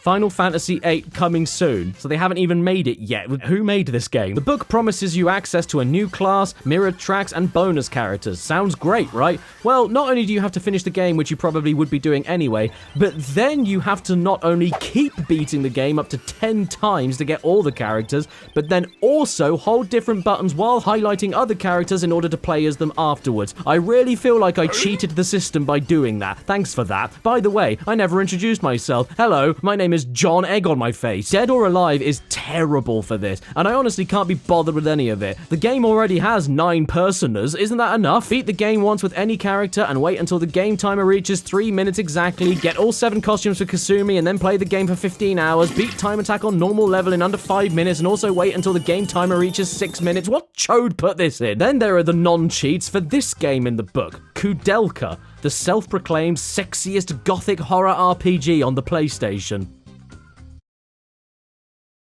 I'm hard. Look at these so-called cheats to get some secret items. It's actually very straightforward. All you have to do is make sure you have 10, 21, 32, or 43 items in your inventory when the game clock numbers reach a repeated hour, minute, and second, which due to the minutes and seconds not being able to display higher than 59, means you have to get the first inventory amount correct for the first 5 hours, but then skip over to 4 hours ahead to 10 hours. And I'm saying that's 4 hours ahead because it's not 5 hours you're skipping from, it's actually closer to 6, and you can't have 6 hours on the clock. But it doesn't matter because then you can go back from 10 hours to 11 hours, and then not 12, but instead 11 hours after that at 22. What is this, syphilis? Do you want to unlock a master character with maximum stats in grind session? Well, that's easy. Just finish the game 100%. Oh, is that it? Why would I want a maximum stat character when I've already beaten all of it?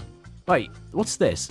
There is a code to enable all tricks. Why wouldn't you want all the tricks in a game about doing tricks? Why is this a secret code? What's wrong with you, blurry hooting man? Ridge Racer is exactly the same. Want to get all of the cars? Well, the cheat is get a perfect score in Gallagher. Cool. But how is this a cheat? Are you offering to do that for me, book? Or are you just going to sit there, not helping anybody, get thrown on the floor, and not even be thick enough to stop a door from closing? That's what you are, book. A shit doorstop. It's not even Gallagher anyway. It's was Galaxian. Final Fantasy VII, The World Is Not Enough, Resident Evil 2, Resident Evil 3, Resident Evil Survivor, Jackie Chan Stuntmaster, Parasite Eve 2, Gekido Urban Fighters, Wu-Tang Taste the Pain. All of their cheat entries in this book are non-cheats. They're just vague and strange directions to allow things to happen. It's a very stripped down guide more than anything. And if a guide has been abridged and condensed into single sentences, chances are you won't know what the hell they're actually trying to tell you. And if we briefly just go back to Driver 2 again, when we're not reversing the Kardashians into a dustbin at 400 miles an hour, we can read some instructions on getting some of the secret cars. And in fairness, these aren't very vague, they're very straightforward and easy to read. But like,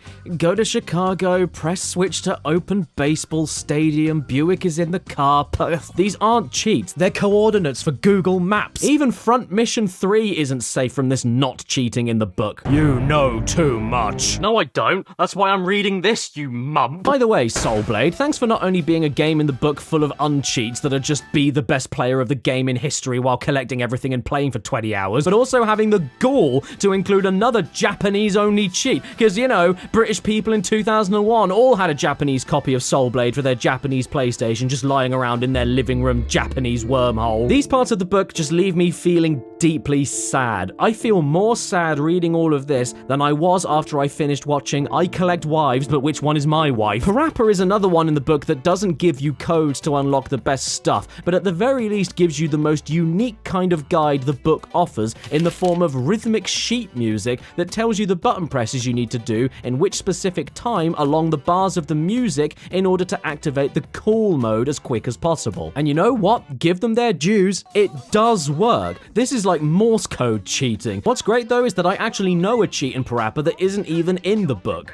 It's terrible, but it's still something that I know and a book doesn't. All you have to do is play any song in the game, and while you play, hold the left D-pad button down the entire time, and Pap Smear will repeat the same syllable of whatever the button you pressed was. One last game in the book with a load of disappointing non-cheats is NHL Rock the Rink. Don't rock it too much though, or you'll end up like here. Why is this box so damn heavy? What did they stuff in here to upset this man so much? Oh, well, I'm not interested in rocking your rink until you wear jeans that fit you. Ooh, look, an EA Sports catalog. Oh, this takes me back. Let's have a quick skim. If it's in the game, it's in the game.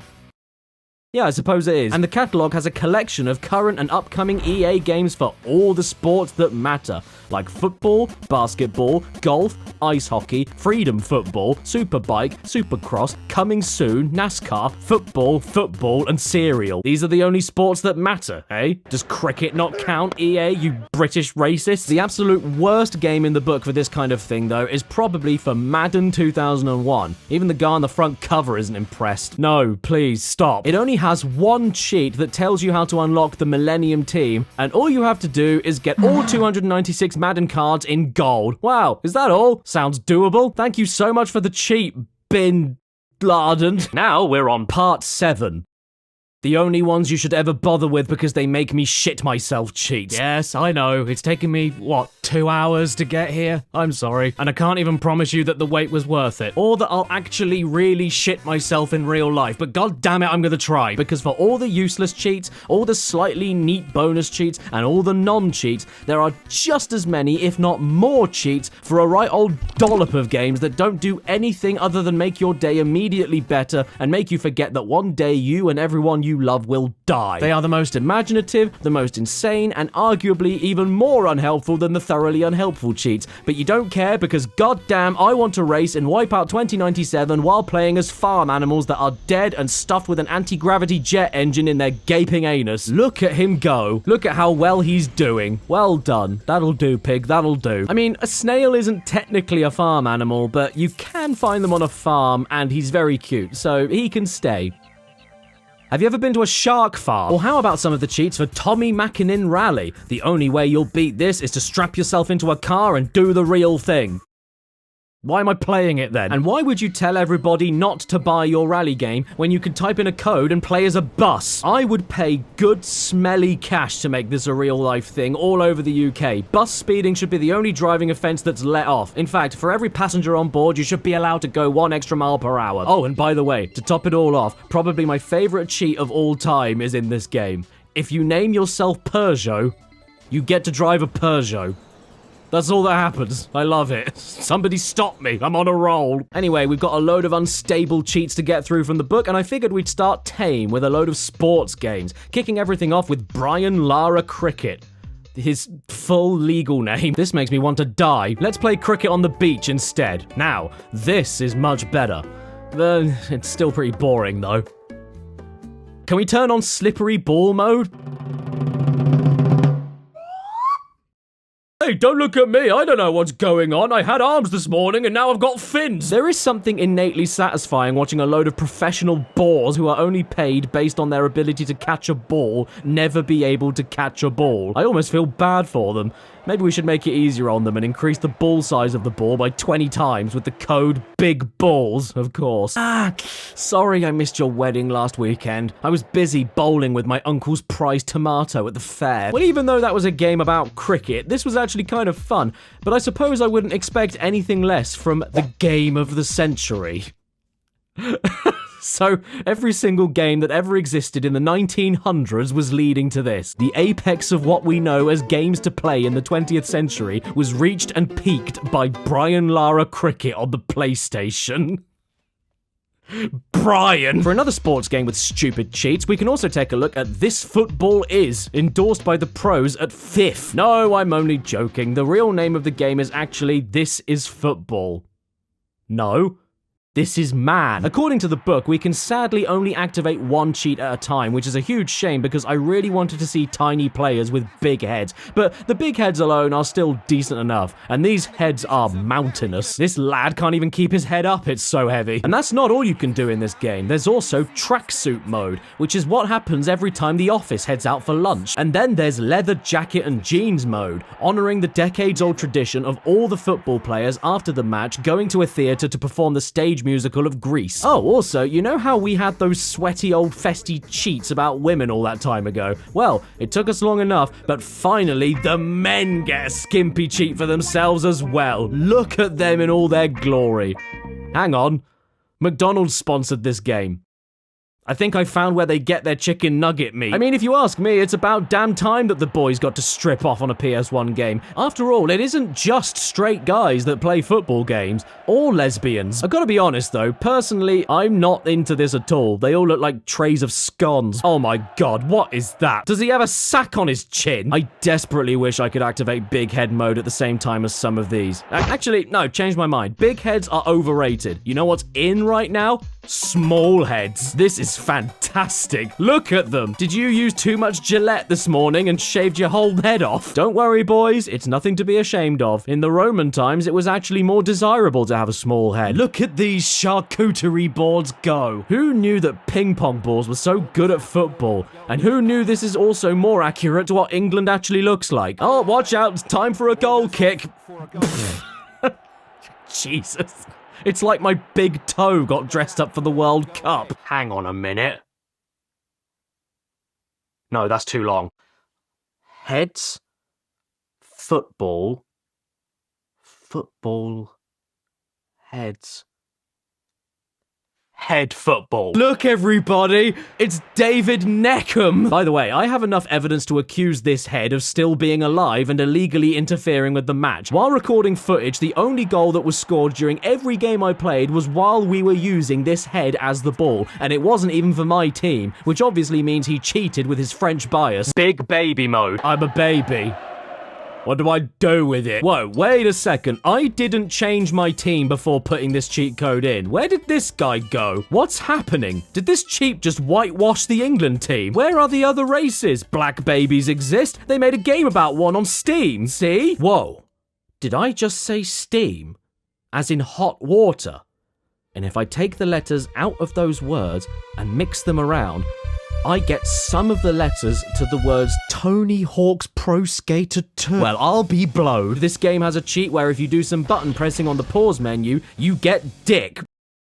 Officer, that is. Yes, we're kicking off Pro Skater 2 with a super cheat, which can be a bit boring, as I said earlier, yes. But in this game's case, it doesn't just give you the whole game playing itself kind of cheat all at once. It gives you far more deranged shit. So thank you for that, Bob Burnquist. But your name isn't Bob anymore, it's Rim. So how about we use the super cheat to play as the actual Spider-Man with all of his web-slinging special tricks and make everything in the game move 25% faster. Or, because I'm playing the European PAL version of this game, normal speed. Yes, this is very nice. Yes, thank you for the offer, but I'm afraid I don't drink. I was more curious what our favorite officer would look like in fat mode. Something that you maybe didn't realize in Pro Skater 2 is that there's actually a C skin for Tony Hawk, where you get to play as him how he looked in the 80s. But the sad thing is that they weren't historically accurate, because back in the 80s, Tony Hawk was Shaggy from Scooby-Doo, and they also missed out his tragic backstory, where legend has it that because of just how stick-thin Tony was back in the day, with the slightest breeze, he was able to fly. And in the dead of the night, Tony would hover above the streets of New York City looking for a pretzel. And some nights he would go without food for so long that out of desperation, he would even resort to chasing down subway trains and harassing the passengers for the nits in their hair. Yeah, I know. Very sad. It's a true story. I'm feeling way too sorry for this runt. We need to get some food in him right now. Wait, hang on. If you keep inputting the fat mode cheat, you make your skater even fatter. Hey, don't tell your granddad. But I think his world globe got out of the house again. And in case you're wondering, yes, you can keep getting bigger. And bigger. And bigger. It's Mr. Creosote on a skateboard. In fact, this was the biggest that I could get before the game decided to stop working, so enjoy it while it lasts, because he certainly isn't. Wow, Tony, what a great slop of cheats. That was a real knockout. Kings 99. So to get the cheats working in this game, we need to create a new boxer for career mode. And here he is. His name is Crisps, and his nickname is Mr. Fist. But all of this effort does pay off in the end for a big head mode. Oh, was that it? Well, that's not very exciting, is it? Why did I put that in this part of the video? Oh, my mistake. Cheats carry on the next page.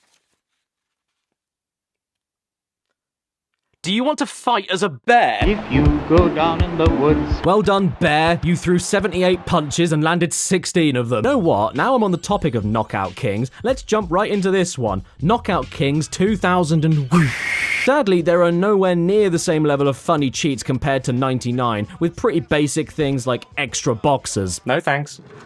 I have plenty. But there are some winners in here, like you can always box as a Cyclops, a gorilla with gorilla written on his shorts in case you didn't notice he was a gorilla, Joaquin Phoenix, a bulldog with legs. Did you ever notice that furries never dress up as ugly animals? And my personal favourite, Baby, whose name is Baby. And he's an assassin. Yes, look at him go with his safety pin nappy, his single curled hair, and his cigar. He reminds me of myself when I was a boy. And last week. And here is my opponent for tonight, but I can't tell where he's from. Yeah, mess him up. Oh no, don't look so scared, tiny baby. You've got this. Go for it, I'm proud of you. He looks like Wings of Redemption. One big baby fighting in the ring. One big baby fighting in the ring. And if one big baby should get punched in the head, there'll be one big baby whose head is now a bowl. Damn, I didn't even realize how many boxing games would be in this cheat book. So I'm gonna finish them all off with Knockout Kings 2000. Maybe there'll be some more funny characters to fight as. Get it on with the greatest. Oh, yes please, daddy. Oh, blow it all off. There's even less demented extra characters to box with. We have Gargoyle, we have Alien, and we have Marlon Wayans. No, that's actually Marlon Wayans. Marlon Wayans is in this game. For anyone that ever wanted to punch him in the face, well, now you can. Before he has a fight, do you think he has to submit his Marlon Wayans? That's not quite enough for me, though, so I'm gonna name myself Minheim, and I'll be from Germany. Ah, I see. It's not Minheim, it's Mini-Me. You're all mini now. In fact, you're so mini that the camera can't follow you properly, or even get you in frame when you arrive. It's about time we started making a professional sport out of filming children beating each other up. Now, I'm not one of those people that thinks that school bullying needs to come back. but I can be convinced if there's money in it. So, the final cheat I wanted to look at in this game was one that intrigued me deeply. At first glance, it didn't seem like anything special. Like, according to the book, it's just another big head mode. But what caught my attention was that to activate it, you had to name your boxer Throb. So what do you think that does? Yes, ladies and gentlemen, we are playing as a lung. This is the greatest thing I've ever seen. Please, please tell me the other dude is throbbing too. He is! Yes! This will be the fight of the millennium. David Bunch versus Throb. Abandon ship, load the revolver. I'm about to play Russian roulette without the roulette. Life has peaked. Big head mode officially has a new king. It can't get any better than this. Poor bloke. Look at him. He is absolutely exhausted after that fight. Knockout Kings 2000. Coming soon in the previous year. Huh. I think I might like sports now. Wait. I can't. I'm a boy. I better play some action games pronto before anybody finds out. Have any of you out there heard of Team Buddies? This forgotten little gem has a couple of silly things you can do to the little bellends. By the way, these character select portraits are great. Of course I'm picking the out of focus one. For starters, even though there may not be a big head mode because they are literally all head, it's okay because as a trade-off, you can get big feet and big guns. Look at him marching off. He's very important. He has a high-class bean meeting to present. Next up, we have some cheats for this game. Ass! Once again, going down the checklist, we have the standard big head mode, but at least in this game, not only are the heads the size of Costco, but also everyone joins in on the fat head fun. Get ready to take out the hot air balloon alien menace with the savior of the universe, Speedboat Face. But I mean, we've all come to expect big head mode at this point, so how about something we've not seen yet? Flat mode, or as it's better known, Parappa the Rapper 3, where Parappa gets bullied so much that he finally snaps, grabs a rifle, and heads for a school. It doesn't matter how thin you are, though. You can never fit through the wide open air. Blast Radius is yet another game that has a big head mode, but in the book, it's named Planet Heads mode. I guess that must mean that they'll be the biggest heads that we'll be seeing in this video. Let's have a look. Oh, okay, we're in ships. So maybe they're talking about the cutscenes? Okay, I don't know. Maybe it was renamed as Planet Heads for this game because we're in space and they were trying to do a funny when they wrote the book. I'm just gonna look around and see if we can find some people on a spacecraft. Oh, Planet Heads. The Teletubbies' son must have been lost in space for a few years. This is way more off-putting than I thought it would be. Is this rain ever gonna stop? I've forgotten what the sun looks like. You got a problem with that, pussy? Actually, don't go anywhere. While we're here, we're going to try out some of the crack in Spyro 2. There might not be as many deranged cheats to work with, but there is a surprising amount of customizing you can do to the flying handbag. Straight away, big head mode, of course. And even though I infinitely prefer Knockout King's Throb, this is another favorite big head code of mine, purely because the devs didn't just increase Spyro's head size and then glued it on his neck. They actually extend his inflated head from his neck. The devs planned for this and crafted it themselves. It's extra jarring when you go through loading screens too, because the head grows and shrinks at complete random while the game is trying to decide what Spyro is supposed to look like. And while you're at it, running around like Mount Rushmore with legs, feel free to change Spyro to all the colors of the illnesses. There's a load in the book too, so feel free to pick whatever matches your hair that day. How ill can you make Spyro look? Do you want to go for the common cold? Or would you prefer motor neuron disease? I also just noticed this very useful cheat that gives Spyro every ability that you usually have to pay moneybags for up until the very end of the game. But who needs any of that? What are you, a scrubby? Don't lower yourself with a cheat code, just get better at the game. See? You don't need to pay moneybags, and you don't need to cheat. I wonder what it looks like when you put a rock in his mouth. Yeah, Spyro, give yourself a good wash. There'll be enough spit there to run yourself a bath. Hi everybody, I'm not you. Do you want to play a game with me? Tough. Today we're playing Guess the Famous Phrase, where you take a look at my clue and then say exactly what you see to guess the famous phrase. Are you ready? Here we go. Yeah, you got it. black and flat. What in the name of all that is holy am I looking at? Check out his neck. What even is this silhouette? When did Spyro become an accordion? Man, I don't know what my favorite part about this is. The fact that Spyro is flat to begin with, or that it also works in the loading screen. When it comes to Spyro 3, thankfully, many of the cheats from Spyro 2 actually carry on onto it. The color changing and big head mode in particular. So, you're the one in charge of rescuing the eggs, huh? No. I am one. So yes, most if not all the same cheats from Spyro 2 come back to grace us in Year of the Dragon. However, there is one new cheat that I'm very curious about. Firstly, because it's called Squish Skateboard, and secondly, because it isn't a squish, it's a squid. But let's not focus on how they printed the word wrong, or how different the sound and spelling between d and sh is, and instead focus on the fact that you are a purple dragon face-sitting on the mouth of a squid that sounds like it's made of wood while its tentacles writhe. Far too much effort went into this whole situation for it to be a secret hidden behind a code in a pause menu, and I don't know how to feel about it. Nor do I know how to feel about this other code that allows you to play all of the characters' voice lines in the entire game, in case you ever needed to do that. You'll have to flame him using the circle button. Hey, Spyro, there are rhinocs everywhere. Have you seen any giant chickens around here? But what they didn't tell you is that you aren't just playing the voice clip from the pause menu, you're replacing the music with it. If you want to try to catch those lizards, I'll start the clock now. If you want to try to catch those lizards, I'll start the clock now. It also didn't tell me that I couldn't turn it off, and eventually it crashes the game. Medal of Honor. In my opinion, a very underrated PS1 first-person shooter, and one that has a pretty good story, because it was actually produced by Spiel. The time is World War II.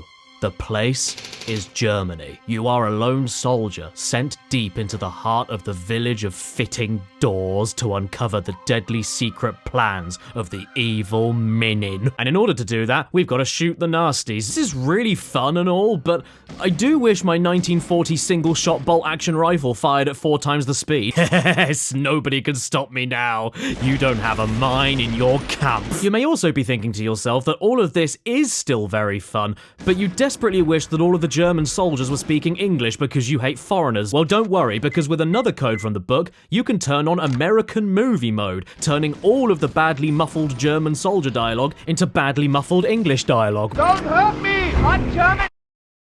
No, you're not. And I'm not sure if making a cheat that forces one language to start speaking another and calling it American movie mode is an insult or not. But I hope it is, because if you've ever played this game before, do you remember those handfuls of levels where stealth is the key and you need to get around quietly in disguise while showing fake passport documents, making the enemies either give you a salute or blow you a big kiss? Did you ever do badly enough in them that the enemies pull the alarms to call for backup and you have no ammo to fight back with until you can hide again? Yeah, that stuff was intense, wasn't it? Well, if that's too scary for you, you can always change the alarm siren to a clicking noise that makes it sound like the boat you're on is going to blow up. This is much better. Yeah, this is much better. Oh dear, I forgot to check if my 70 microwave meals were ready. Or you can make it punch. Or you can make it vomit. Hang on here. Why are there 3 of them in the same toilet? I didn't think these guys were into that kind of thing. And the fun continues with Medal of Honor even into the multiplayer mode, where by typing in the cheat codes Nutcracker, Big Fat Man, Woof Woof, and Das Booty, which I'm pretty sure I saw online once. Twice.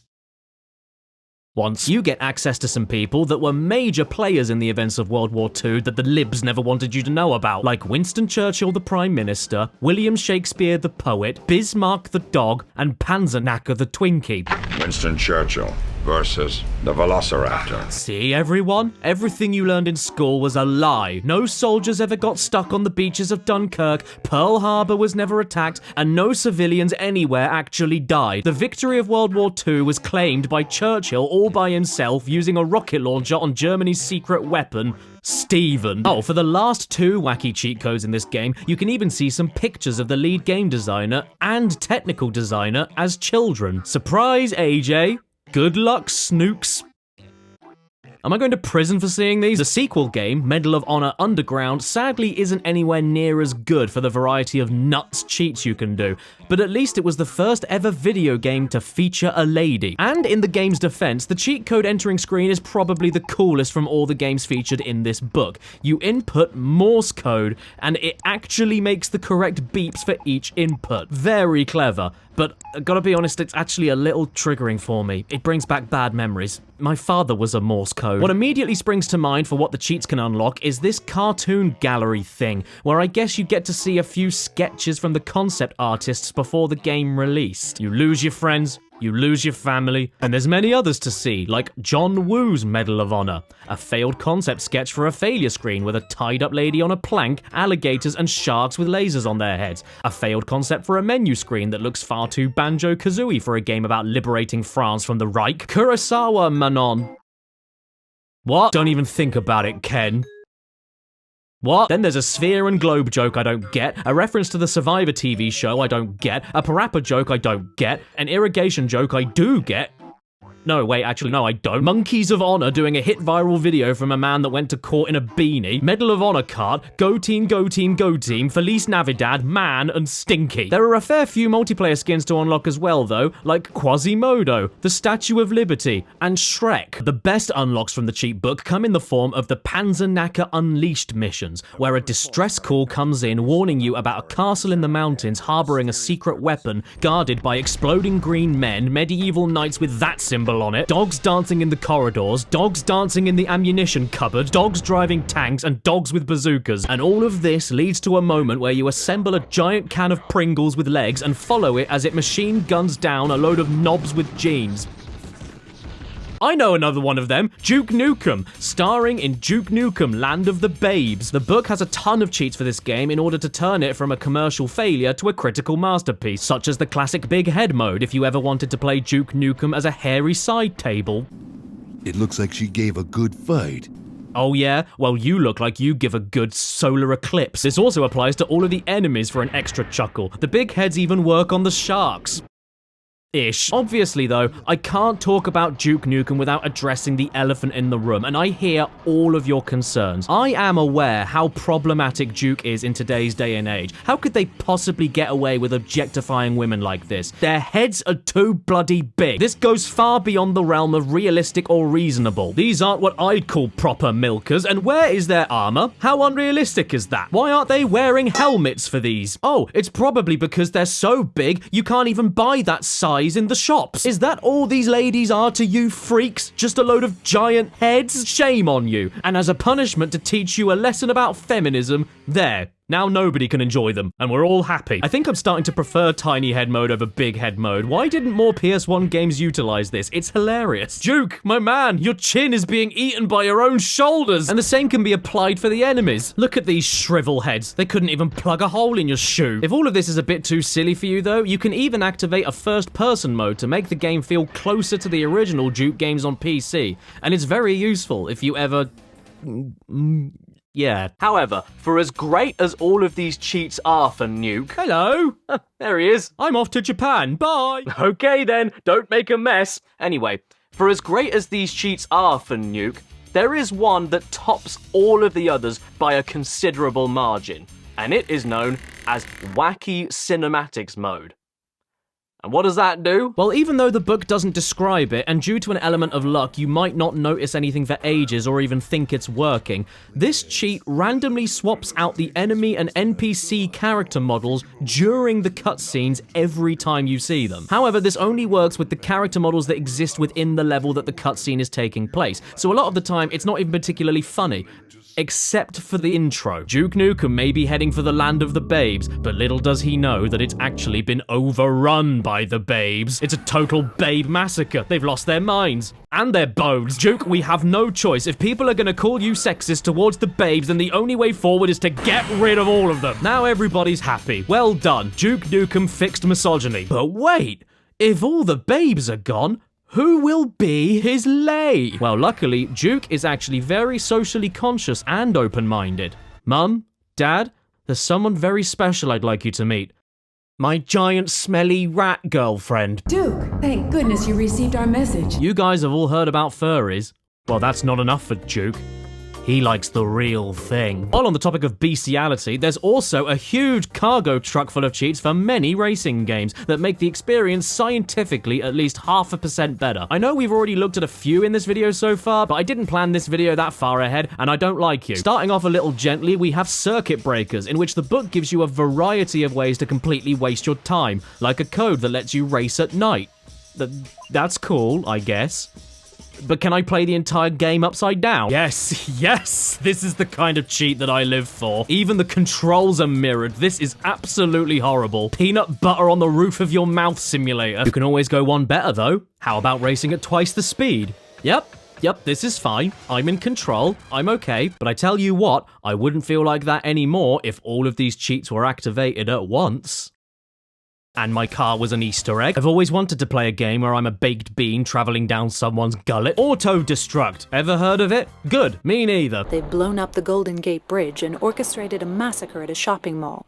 It was in this massacre that you lost your wife and daughter. Well, thank you for letting me down gently. I will bring death to your cities. No soul is safe. Let the harvest begin. Use the cheats to turn the camera control off so it don't follow the motor no more. Help me, you old slag. How are we gonna get in the 4 stars backwards hotel now? I know, I'll turn off wall collision so the car can go anywhere, fall out of the map and fail the mission. Maybe pop in, step in time. Auto-destruct is very weird, even without the cheats, but while I was driving around looking for screenings of my favorite movie of all time, Ice Cream, I thought it would be fun to switch on blood mode. You'd think a game this horrific in its subject matter would automatically just have blood to begin with, but you'd be wrong. Apparently in the original release, this was okay, but spilling everywhere was going too far. And I think that's really unfair, because even for a blood mode, it's actually very considerate. It even waits for a second to appear after you blow someone up with a rocket. I mean, nobody can handle violence and blood at the same time. It looks more like you just shot a decorator and he dropped his last can of red paint. Oh my god almighty, you can even spread the blood through your tire tracks. This is starting to make me feel sad. I need something happy to balance it out, like turbo engine mode with slippery tires. Come and get me, terrorists. You can't hurt the city anymore.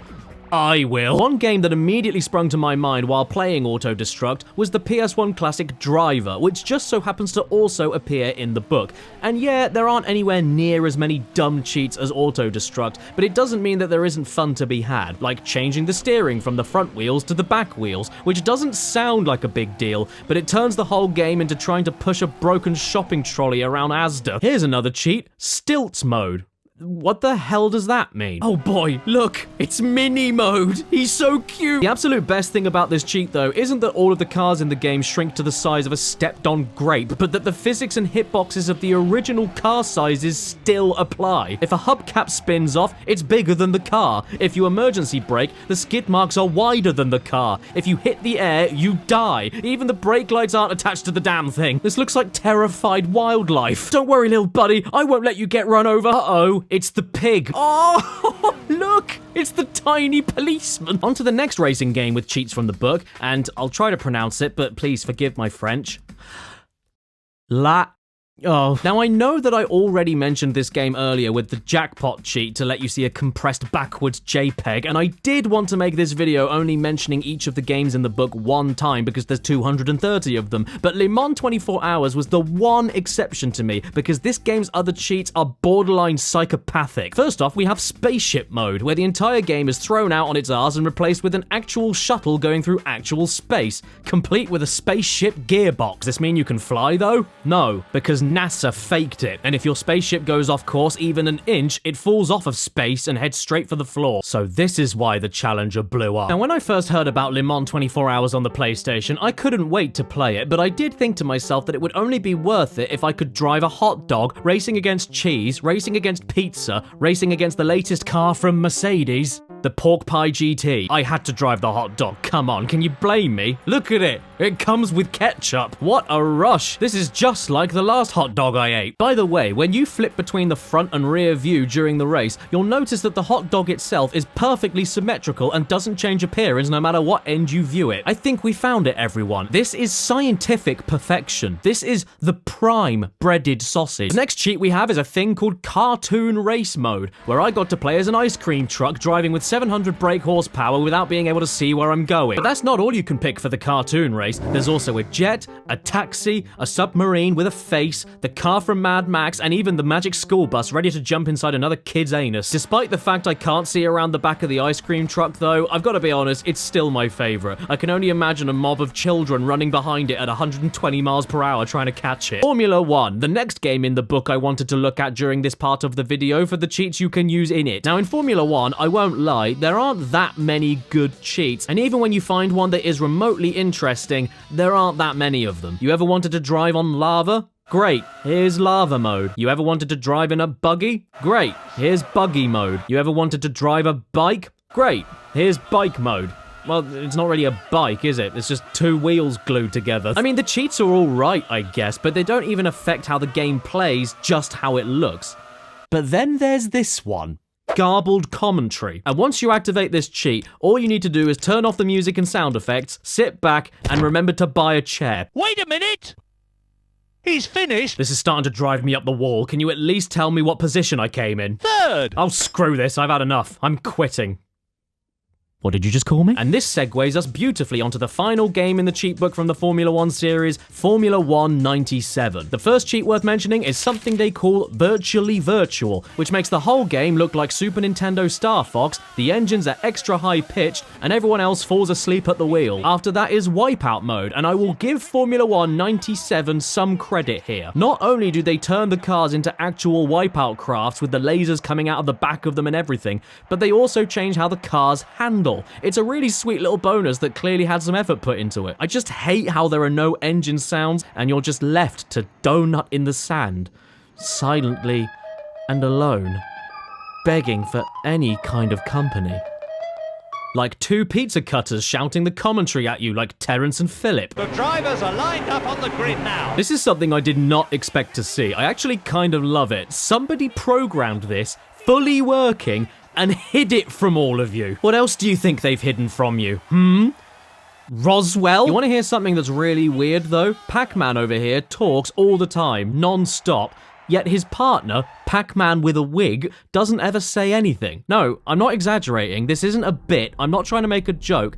I literally mean that this hairy hexagon never says a single word during the whole race. Have you ever heard the famous adage, "Why is it raining again? Oh yes, I'm British." Well, in Formula 1 97, with a quick name change here and a trip to the UK racecourse Silverstone, you get to experience what happens if you blaspheme against me, the god of the English. A plague of frogs I bestow to thee. And yes, you can check them all in first person with your arms like Elastigirl from The Incredibles. They are absolutely indeed frogs. And driving in frogs isn't exactly ideal at 200 miles per hour, but hey, at least it's better than driving in Wii. Just as a quick aside, I own the first 4 official Formula 1 games on the PS1, and every single title spells the number 1 differently, like 1, 1, 1, and 1. So does that mean if there was an F1 game in the year 2000 that it would be labelled Formula 1 2000 or Formula 1 2000? It can't be Formula 100 because that looks like Formula 100, and it can't be Formula 100 because that looks like Formula 1 so what combination could they use? And what if there was a sequel to Formula 1 2000? Would they call it Formula 1 2002, which is like 6 numbers next to each other? Or would they call it Formula 1 2002, which looks a lot better, but when you say it out loud, it sounds like you're saying Formula 1 2002, which isn't even the right year? And would the sequel to that one be spelled Formula 1 2002-2 or Formula 1 2002-2? Not to be confused with Formula 1 2022. TOCA Touring Car Championship, a video game about the British Touring Car Championship endorsed officially by the motorsport event organisation TOCA, or as its official trading name is more commonly known, BARC. So in dog noise touring cars, you once again add in different names for your drivers to get different effects, alongside the most British activation noise I've ever heard. Cheat mode enabled. Cheat mode? Cheat mode. Cheat mode. I activated that by putting in a code. Sorry, just gotta answer my phone. After the code name, you still need to put a real name in though, so obviously I put in stoves. The first thing we're gonna activate is something called flashing sky mode, the best argument I've ever seen for drinking and driving. Getting a DUI has never been so fabulous. Another one in the book is cartoon background mode. But this isn't a cartoon, this is just England. Have you never heard of Cheddar Gorge? Well, that's it. Over there. The Cheddar Cheese Mountains. Made of cheese. Okay, fine, let's stop being stupid and turn all the cheats off. See? Doesn't it all look normal again? Well, yes, it is.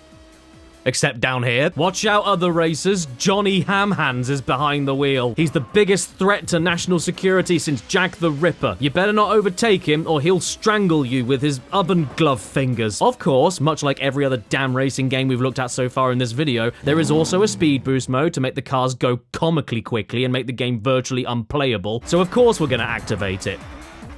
At the same time as a cheat called Maniac Drivers. I have never seen a car seizure before, let alone 20 of them at once. It's going so mental that when I got knocked over, the game tried to put me back on the track and my car said no. Let's see what we can do in the sequel, Toka 2, the most realistic racing game ever made. 7% of it was shit though. Also apparently sponsored by Auto Trader, which is really odd. That would be like if Madden was sponsored by Craigslist. And I'm thrilled to announce that the cheats in Toka 2 are completely different from the game before it. Oh, by the way, first off, you need to name your driver a specific code again in order to activate them, just like in Toka 1. Cheat mode enabled. Oh no, he's back. Oh fine, I'll type in the cheats and then my driver's real name is now Cheat Mode. Right, anyway, there are some actual cheats, yes, and some of the best ones are... Why did you put the game title at the end of the page? Over the top crashes. Can you guess what that does? Oh, and before you say anything, yes, I did also notice stretch track vertically, and that sounded psychotic, so I turned that on as well. But sadly, all it did was raise the barriers by like 2 feet and made the background look like an old man's face. But yes, over the top, I guess, means everybody bounces gracefully and directly vertically into the air whenever they hit anything. How quaint, it's almost cute. Oh no, they made another Toka game. How many times can you make a game about the same company driving the same cars around the same roads?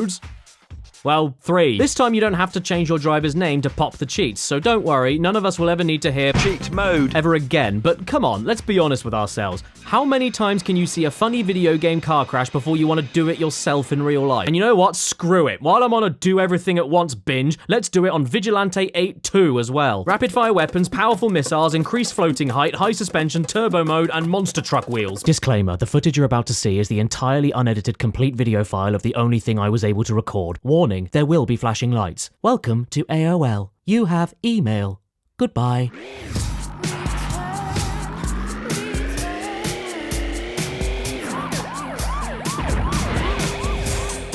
This was a grave mistake. Micro Machines V3 is in the book? Sick. This is one of my favorites. Can't wait to see what you can break in this one. Today, I'm gonna pick Dwayne because he looks like he'll wait for me by my bed if I don't. Did you know that if you use the word wintry for a name, there will be snow on your victory screen? Good. That's where he belongs, you abominable troll. There is a surprising amount you can do with simple button combinations during your races without pausing, including accessing the developer-only debug menu that gives you the power of God. You can freely move the camera anywhere you want, have the game itself drive perfectly for you like it's a TAS speedrun, or you can blow everybody up at once. If I can't win, nobody can. There's another cheat here that moves the camera to directly behind your micro machine, and I won't lie, it's unnatural and needs to die immediately, but it is admittedly quite useful for some tracks, especially for the dinner table. The people that own this furniture are animals. If I'm looking from above, I don't know where to turn next. I can't predict where they put peas. All of that stuff is really cool, don't get me wrong, and they can have actual use, but they're not exactly basket case. That stuff can be left to things like big bounce mode, where you can now jump stupidly high and get up on areas of the table you shouldn't be allowed to reach, or jump stupidly high and fall off the table. Oh. I also have to say that sadly, 1 or 2 of these codes just did not work for me, but honestly, for being like 2 hours into this nightmare video, I'm surprised it's taken me this long to have said that only a couple of times. Many cheats for many PS1 games in particular are often just rumors or tricks that somehow got officially printed. But actually, now that I say it out loud, loads of these cheat books have bits and pieces in the backs of them that allow you to submit your own cheats, so I guess they just didn't vet half of the ones that people sent in. Oh my god, look, even in this PS2 cheat book that I've had since I was 10 years old, I even started trying to submit my own cheat that I discovered because I couldn't see it on any cheat books that I had at the time. So just in case you were ever playing The Incredibles on Xbox or PS2, use the code Kronos on the password screen and you'll get one-hit kills, but only with Mr. and Mrs. Incredible. If you just so happen to be struggling with the Mr. and Mrs. Incredible sequences in The Incredibles for PS2 and Xbox. Either way, it can be really difficult to tell sometimes if a cheat is a typo or just a lie, and you can waste way too much time trying to figure out which one of them it is. For instance, in Micro Machines, I couldn't get floating objects working no matter how many times I tried, and I'm really bitter because A, that sounds really funny, and B, I have no way to tell if it's because the cheat was a typo, my controller missed an input, I put the code in too fast or too slow, or the cheat itself is a hoax. But none of that matters anymore because now I'm a baguette, or I can be a bottle of syrup, or a plate, or a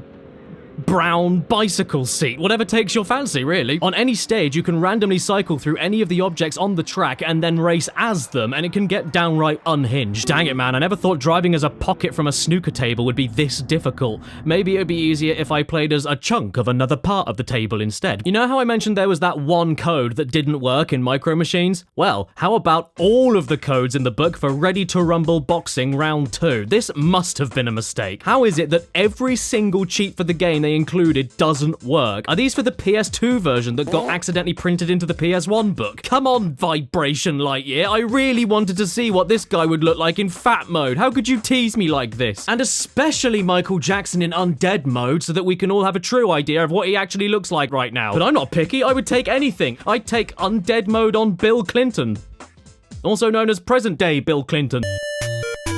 Ready to Rumble Boxing isn't a racing game, it has people in it. So let's get back on track with one of my most personal nostalgic favourites, Colin McRae Rally, with no people in it at all. This game has tons of cheats from the book to play with, and I'd argue that most, if not all of them, are worth experiencing for just how out there they are, including the code that means you can only accelerate by quickly pressing X and circle back and forth. We'll start things off with the code Tinfoiled, which wraps your Subaru Impreza in kitchen foil, which sounds pointless, but it's actually very important for protecting your car against the woke mind virus, and more importantly, it's ideal for keeping you safe from gamma rays, which we're gonna need because after using the code Night Rider, we activate night mode on all of the tracks. And you know what happens at night time? Yeah, that's right. Probing. Oh no, we've somehow lost about 10 minutes, and now the car is my knees after leg day. I don't like this. It just doesn't look right. If you're gonna go full-on wobbling gunt mode, you can at least get the color of the car right. Yes, that's what I'm talking about, son. With the code Blancmange, you can turn your car into a plate of green jelly. Or, if you prefer, Jello. This is so much fun. I can't see how it would get any better than this. Green jelly car on turbo mode. And then, for my personal favourite combination, green jelly car with turbo mode, anti-gravity, and a super jump.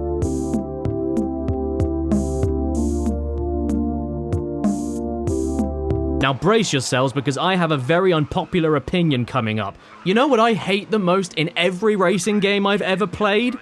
Cars. Who wants to race in them? I want a hovercraft. In the fog. Look, see, told you. Cars suck. Who needs to race on a track when you can make your own track? Yo ho ho, me buckos. A pirate's life for me. I want booty. For another great cheat in Colin McRae, naming your save file Helium Nick makes your co-driver, Nicky Grist, sound a little bit different. 5, 4, 3, 2, 1. You may expect me to say that this is the lowest bar for getting a laugh out of somebody, but you know what? Screw off. This is funny, and it makes you feel a lot better when you end up inside a tree. And to round that off, you can even add that into a cheat to shrink the car as Nicky Gritty's voice slowly pitches up, which is then followed up by a surprise new Micro Machines camera angle. How great is this? And if you'd like to try any of this at home too, all you need to do is name your save file Diddy Cars. I wouldn't take a ride in one of them. Moving on, we also have some cheats in the book for Colin McRae Rally 2, which may be a better game, but strips down the amount of cheats you can pull off significantly. To input them, you also have a separate naming menu this time, leaving you to call your save file any 3-letter tag that you'd like while cheating. So obviously, I'm Vig. Luckily though, the smaller number of cheats doesn't hold the game back from being really bloody dumb though, because they are at least very different from Colin McRae 1. You can do some pretty unique things, like turning the animated track layouts on the main menu into the shape of one of the developer's cats, and he either has a supernatural aura around him or might. But you can also completely lose yourself to the rhythm of the beat and give yourself fireballs in arcade mode. I'd love to keep this turned on, but there is just one tiny unnoticeable problem. Whenever you shoot a fireball, even if it hits a car, the fireball doesn't leave the track. It's really strange. This game, more than any of the others I've played so far, absolutely loves bouncy cheats. It's obsessed with the idea. It likes a big old bounce, can't blame the man. So while I'm trying to navigate Scotland in my custom monster truck Ford Focus, I can't help but finding myself constantly being ping-ponged into the woods. You know what would make all of this better though? Yeah, a loving partner to play with you, but also a nitro turbo button combined with the faster car mode at the same time. And at first I thought that both of these were turned on at the same time because I was going more than fast enough, until I realized that the handbrake button was the nitro turbo button. At one point the turbo was so powerful it actually lifted my Seat Cordoba off the floor, through a cobblestone wall and straight into the side of someone's house like I was the newest member of Al-Qaeda. I'm so sorry I ruined your house. Or was that just what it looks like? You starting to get sick of cars? Well, that's good, because thanks to Tesla, they're getting sick of you. So let's move on to some bikes, vroom vroom, and here we go with EA Sports Supercross 2000, not to be confused with Jeremy McGrath Supercross 2000, featuring everyone's favourite motorbike stars, Button and Windham. Nah, we're playing the EA Sports version of the exact same thing from the exact same year, and it's one of my favourite racing games of all time because whenever you turn, you stop moving. Let's kick things off nice and easy and not too off-putting with our first cheat from the book, giant bikes and oversized dirt spray. The most surprising thing to me about this is that it's not just a big bike texture either. You actually have to try driving a giant bike with giant bike steering, giant bike weight, and giant bike physics. So as you can imagine, doing this makes the game impossible. If this isn't quite your tempo though, don't worry. You can always reverse it with giant people on tiny bikes. And if this still isn't enough for you and you're just really bothered by that and you're sick of seeing all these poor jagged people getting trampled over and over again, well, fine. Now there's no people at all. Can't complain now, can you? All you have to do is add some eyes on them and you have the next hit Pixar movie, Finding Eyelids. Oh wow, now here is something truly unique. You have the standard anti-gravity mode that we've all come to expect at this point. You float around, get flipped upside down, can't ever get back up, fall off all the time for no reason. It's standard stuff. Oh, hang on a minute. What is this? A hop button.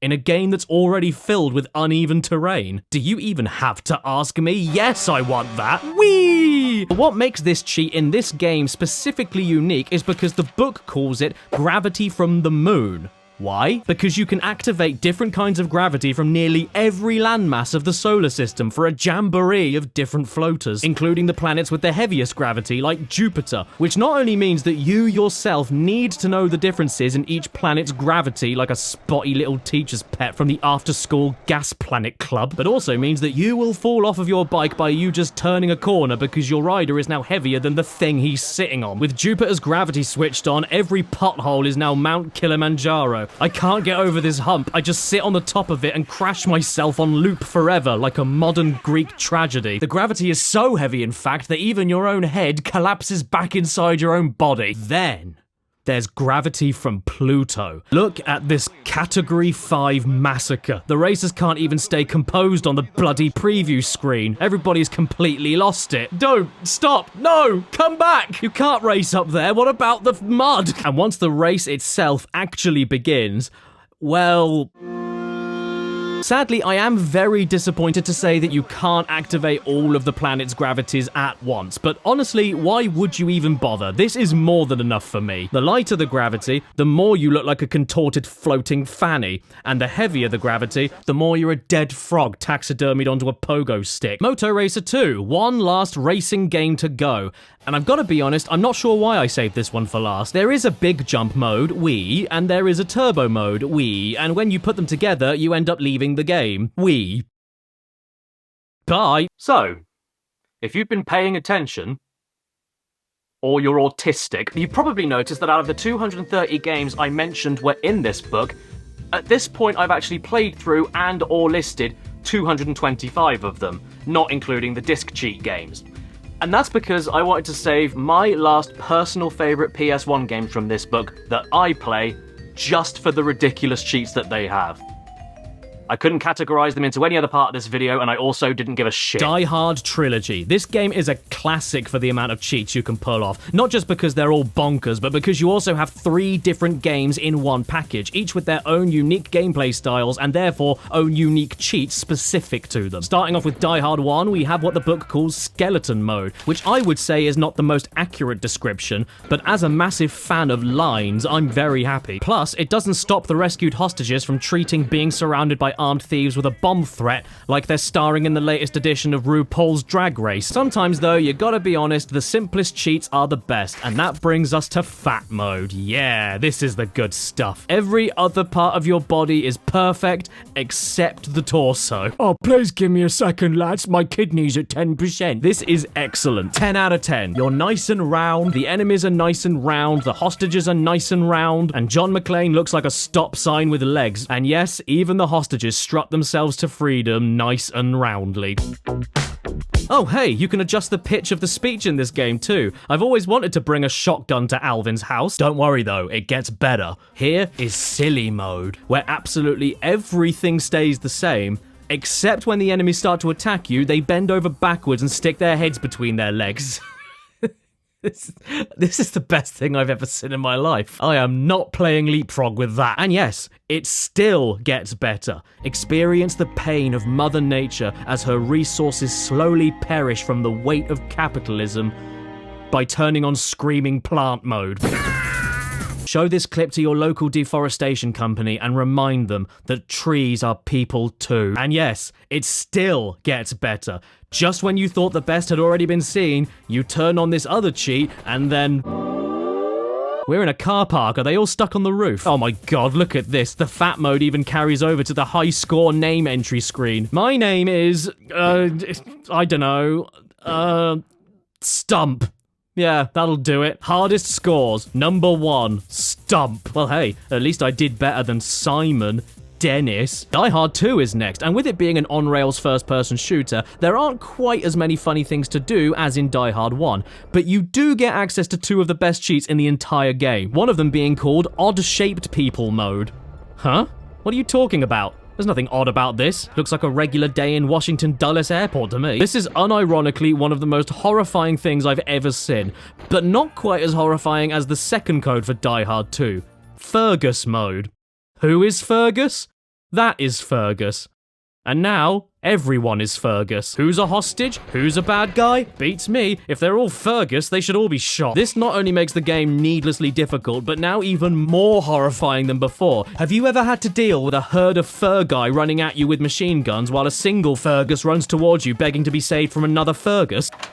Hello, I'm Fergus. Have you heard the good word of Fergus? On to Die Hard 3, my least favourite arcade game in this trilogy collection, and so I'm not missing out on anything by completely mangling it beyond recognition. Starting things off, we have Giant Car mode. You cannot argue with the accuracy of that name. This is the biggest damn car I ever did see. And even if New York City detonates, at least we know we're in the safest place. How are you expected to drive like this? We can't save anyone in this state. I preferred not being able to see the damage I was doing, but when the rear end of your car Nicki Minaj is all over the screen, now you're giving me no choice but to deal face to face with windscreen wiping innocent pedestrians off my car. Here is something the book calls flat shade mode.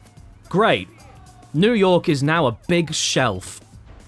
That's supposed to be a clock. There's also a cheat called weird building mode, but I'm not so sure about that. Isn't this just the normal graphics? Oh, well that was fun, wasn't it? And even though in this name entry screen, Bruce Willis looks like a grandma, he's still the best coppo in all the land. Well done, back half of Qui-Gon Jinn. Go and treat yourself to a coffee at Gfuffff. Sadly though, unlike its predecessor, the sequel, Die Hard Trilogy 2, which I guess is Die Hard 4, 5, 6, 7, 8, and 9, is also in the book, but doesn't have that many interesting codes at all, despite it having a banging soundtrack by Tony Touch. This may be one of the 5 final PS1 games I saved for the end of this video, but that does not mean it's one of my favorites. I just had to include it here to show you how limp and flaccid it is when standing next to the better game that came before it. Sure, there's a head blowing off mode, that's kind of cool, and an electric Bruce Willis mode, but like, that's it. Pitiful. Oh, you can also drive your car with nothing but the wheels. That's a little bit funny. Before we move on to my second favorite game to cheat on from this book though, you have to answer a very important question. When faced with demons of the occult, do you take a sword or a big stick? Sword, big stick. Sword, big stick. Well, the correct answer, obviously, is a pen. Because the pen is mightier than the sword. Yes, we're now onto the clunky but iconic Bloodborne 1. And the last time I dug into Nightmare Creatures, I remember vividly asking myself if I would enjoy the game a lot more if I couldn't see anything. So I was elated to discover this cheat here for blurry mode. When an old man holding a big stick isn't enough to drive back the forces of hell, try rubbing Vaseline on them. Here's another cheat for all of you that find this game a little too pant-browning. Whoosh! Perfect. The beasts are now all small. He's not scary anymore. He's now just a massive spider. Actually, that's somehow worse. This turns the whole game from nightmare creatures into wet dream animals. Look at that poor little guy wandering around. He's my little toddler lost in Tesco. Oh, and if that wasn't enough for you on its own, the monsters also have squeaky little voices. When I was a very young child, I used to call these things Scarecrow in the Pants. I don't know what scarecrows I was thinking about when looking at this. Whatever the case, we've now caught the scarecrow with his pants down. This cheat works on everything though, from the bloopity-bloob water monsters all the way to the boss fights. Well actually, the bosses don't shrink, but they do still have squeaky voices. Now they all just sound like angry little old men, which is the closest to London that any video game has ever been. And while we're talking about angry little old men, the absolute best part of this cheat is that it also works on the main villain of the whole game, Adam Crowley, the one that you follow from level to level as he sets off explosions and traps trying to stop you. But now, oh, look at the little sweetie. Why are we trying to catch him? He's so mini, in fact, that he can't even throw dynamite over a fence and bombs himself. This isn't all that you can do for cheats, though. One of my all-time favorite power cheats is in this game, purely because it doesn't make you invincible and isn't as boring and basic as a one-hit kill mode. It turns the razor-sharp power-up on permanently, meaning that every swipe from your stick and every kick from your legs will dismember whatever poor bastard dares come near you for a cuddle. But why I like it so much is that it's not a guaranteed victory or anything. You still need to time your attacks, know the combos, you still need to block, and you still lose health if you screw up. It's purely there to give you a little boost to your attacks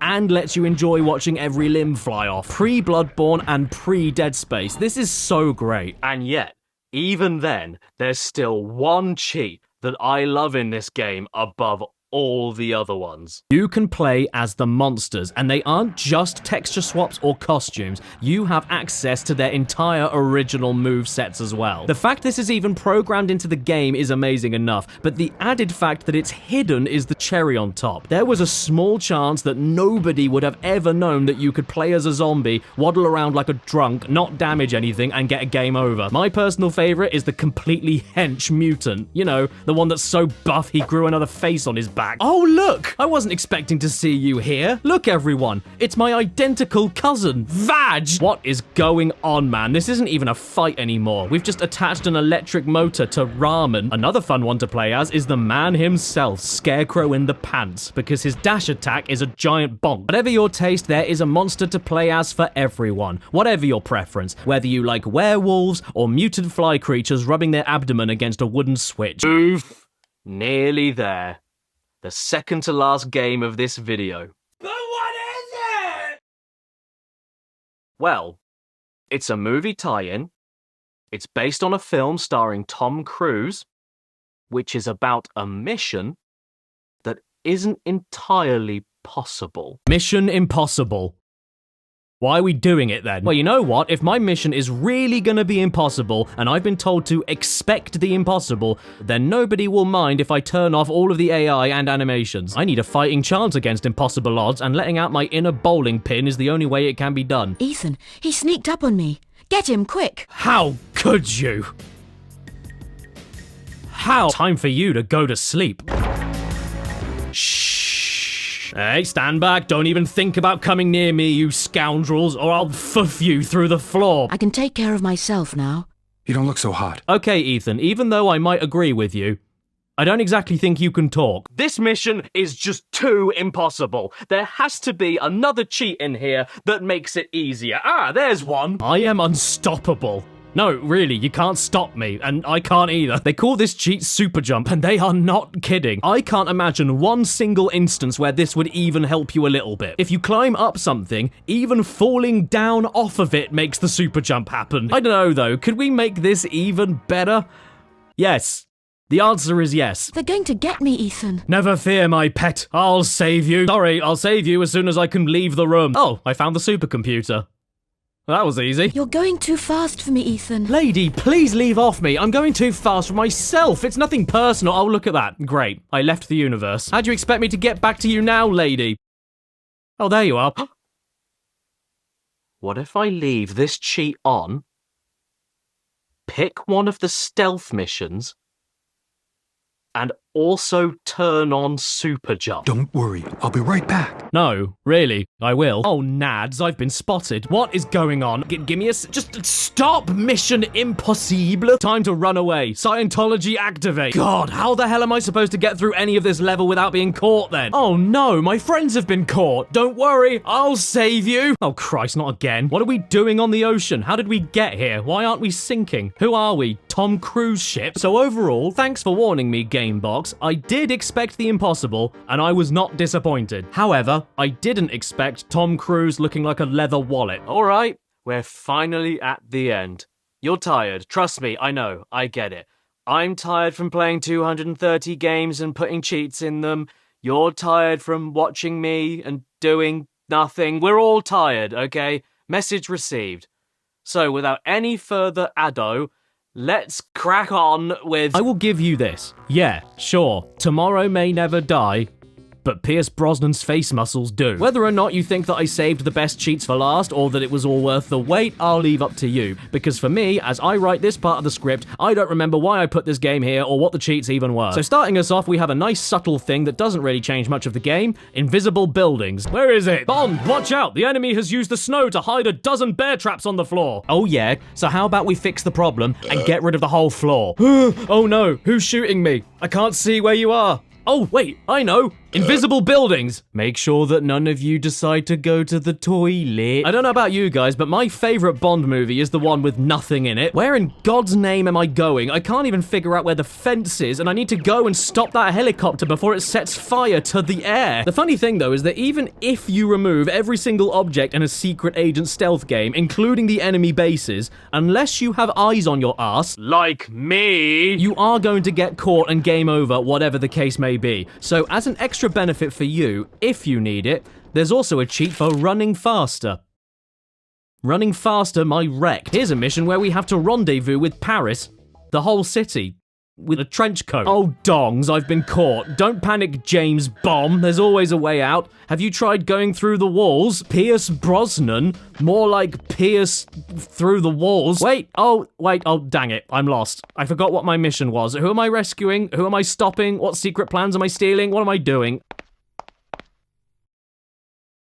Oh, okay, right. Listen here, you peeps. Here is the best cheat in the game, and maybe the best, most useless, most unhelpful, most ridiculous cheat I've ever seen in a PS1 game. In the book, it's simply titled Freeze All Objects, which sounds kind of basic, you know, kind of stock, but when it's actually in effect, it doesn't just freeze all the objects. It sticks them to James Bond's center of gravity and follows it around everywhere you go. Excuse me, sir, can somebody help me? I'm looking for a spot to park my BMW. And my dad's. Not to mention, it doesn't only freeze the enemies and objects around you, but even freezes the forward-facing axis of James Bond's bra. The name's oil. Sunflower oil. I can't even figure out what buttons I should be pressing to move forward. Even when he holds his gun, he keeps his arms locked to the same axis while aiming it. It's the most disorienting and repulsive thing I've ever seen. 007 may not be a very good secret agent going around and telling everyone his full legal name and occupation, but he's definitely useful for shooting people around corners. By the way, everybody, please take the time while watching this video to list all of the essentials you'll need when traveling to a hotel. Your car, a chair, a dead man, and a fence. Tomorrow never dies. The most complete Bond experience. That's what I was told about Gorilla Glue. There. I've done it. I beat the book. Without cheats. But the problem is, according to this book, at the end of a YouTube video, I'm supposed to write a conclusion. So in conclusion, cheats are well mint. But then, with the rise and accessibility of mainstream internet in the early to mid 2000s, not only did cheat books slowly die out, but because of how quickly and easily anybody could find any methods of breaking any games for free, game publishers quickly realized that they were companies and therefore hated all their customers, so eventually told developers to stop doing cheat codes entirely. Because why add something like that into a game to give you a strength boost that's far too quick and easy to find online when you can lock it behind being poor, which, let's be real, is your fault. And unless you count recent games that bring cheat books back into the public consciousness and include them as a mechanic within the game, like Tunic, which you should absolutely play if you miss cheat books. In the UK, at least, the last remnants of any kind of cheat book that I remember seeing are these ones that I have here. The ones that came for free in the official PS2 magazine. The biggest PS2 cheats book ever, Volume 2, and every PS2 cheat ever, which is somehow half the size of the biggest PS2 cheat book ever, and that was only one volume. I hate reading books because books lie. And so in a desperate attempt to give their readers anything useful for free, the official PS2 magazine eventually lost their minds and included this absurd implement, the 2005 Hot 100 book, reviewing the best 100 PS2 games that talks to you like a Cockney pimp. It reviews Kingdom Hearts while complaining about things that are dangerously close to a slur. They review Max Payne without mentioning a single bad point towards the game, and then give it a 7 out of 10. They review Metal Gear Solid 2 better than Metal Gear Solid 3, which, honestly, I agree, pretty based. And they even call Resident Evil Code Veronica bloody terrifying, while giving it a 9 out of 10, making it just as good as Silent Hill 3 and better than Spider-Man 2. the Hot 100. Now available in Hot.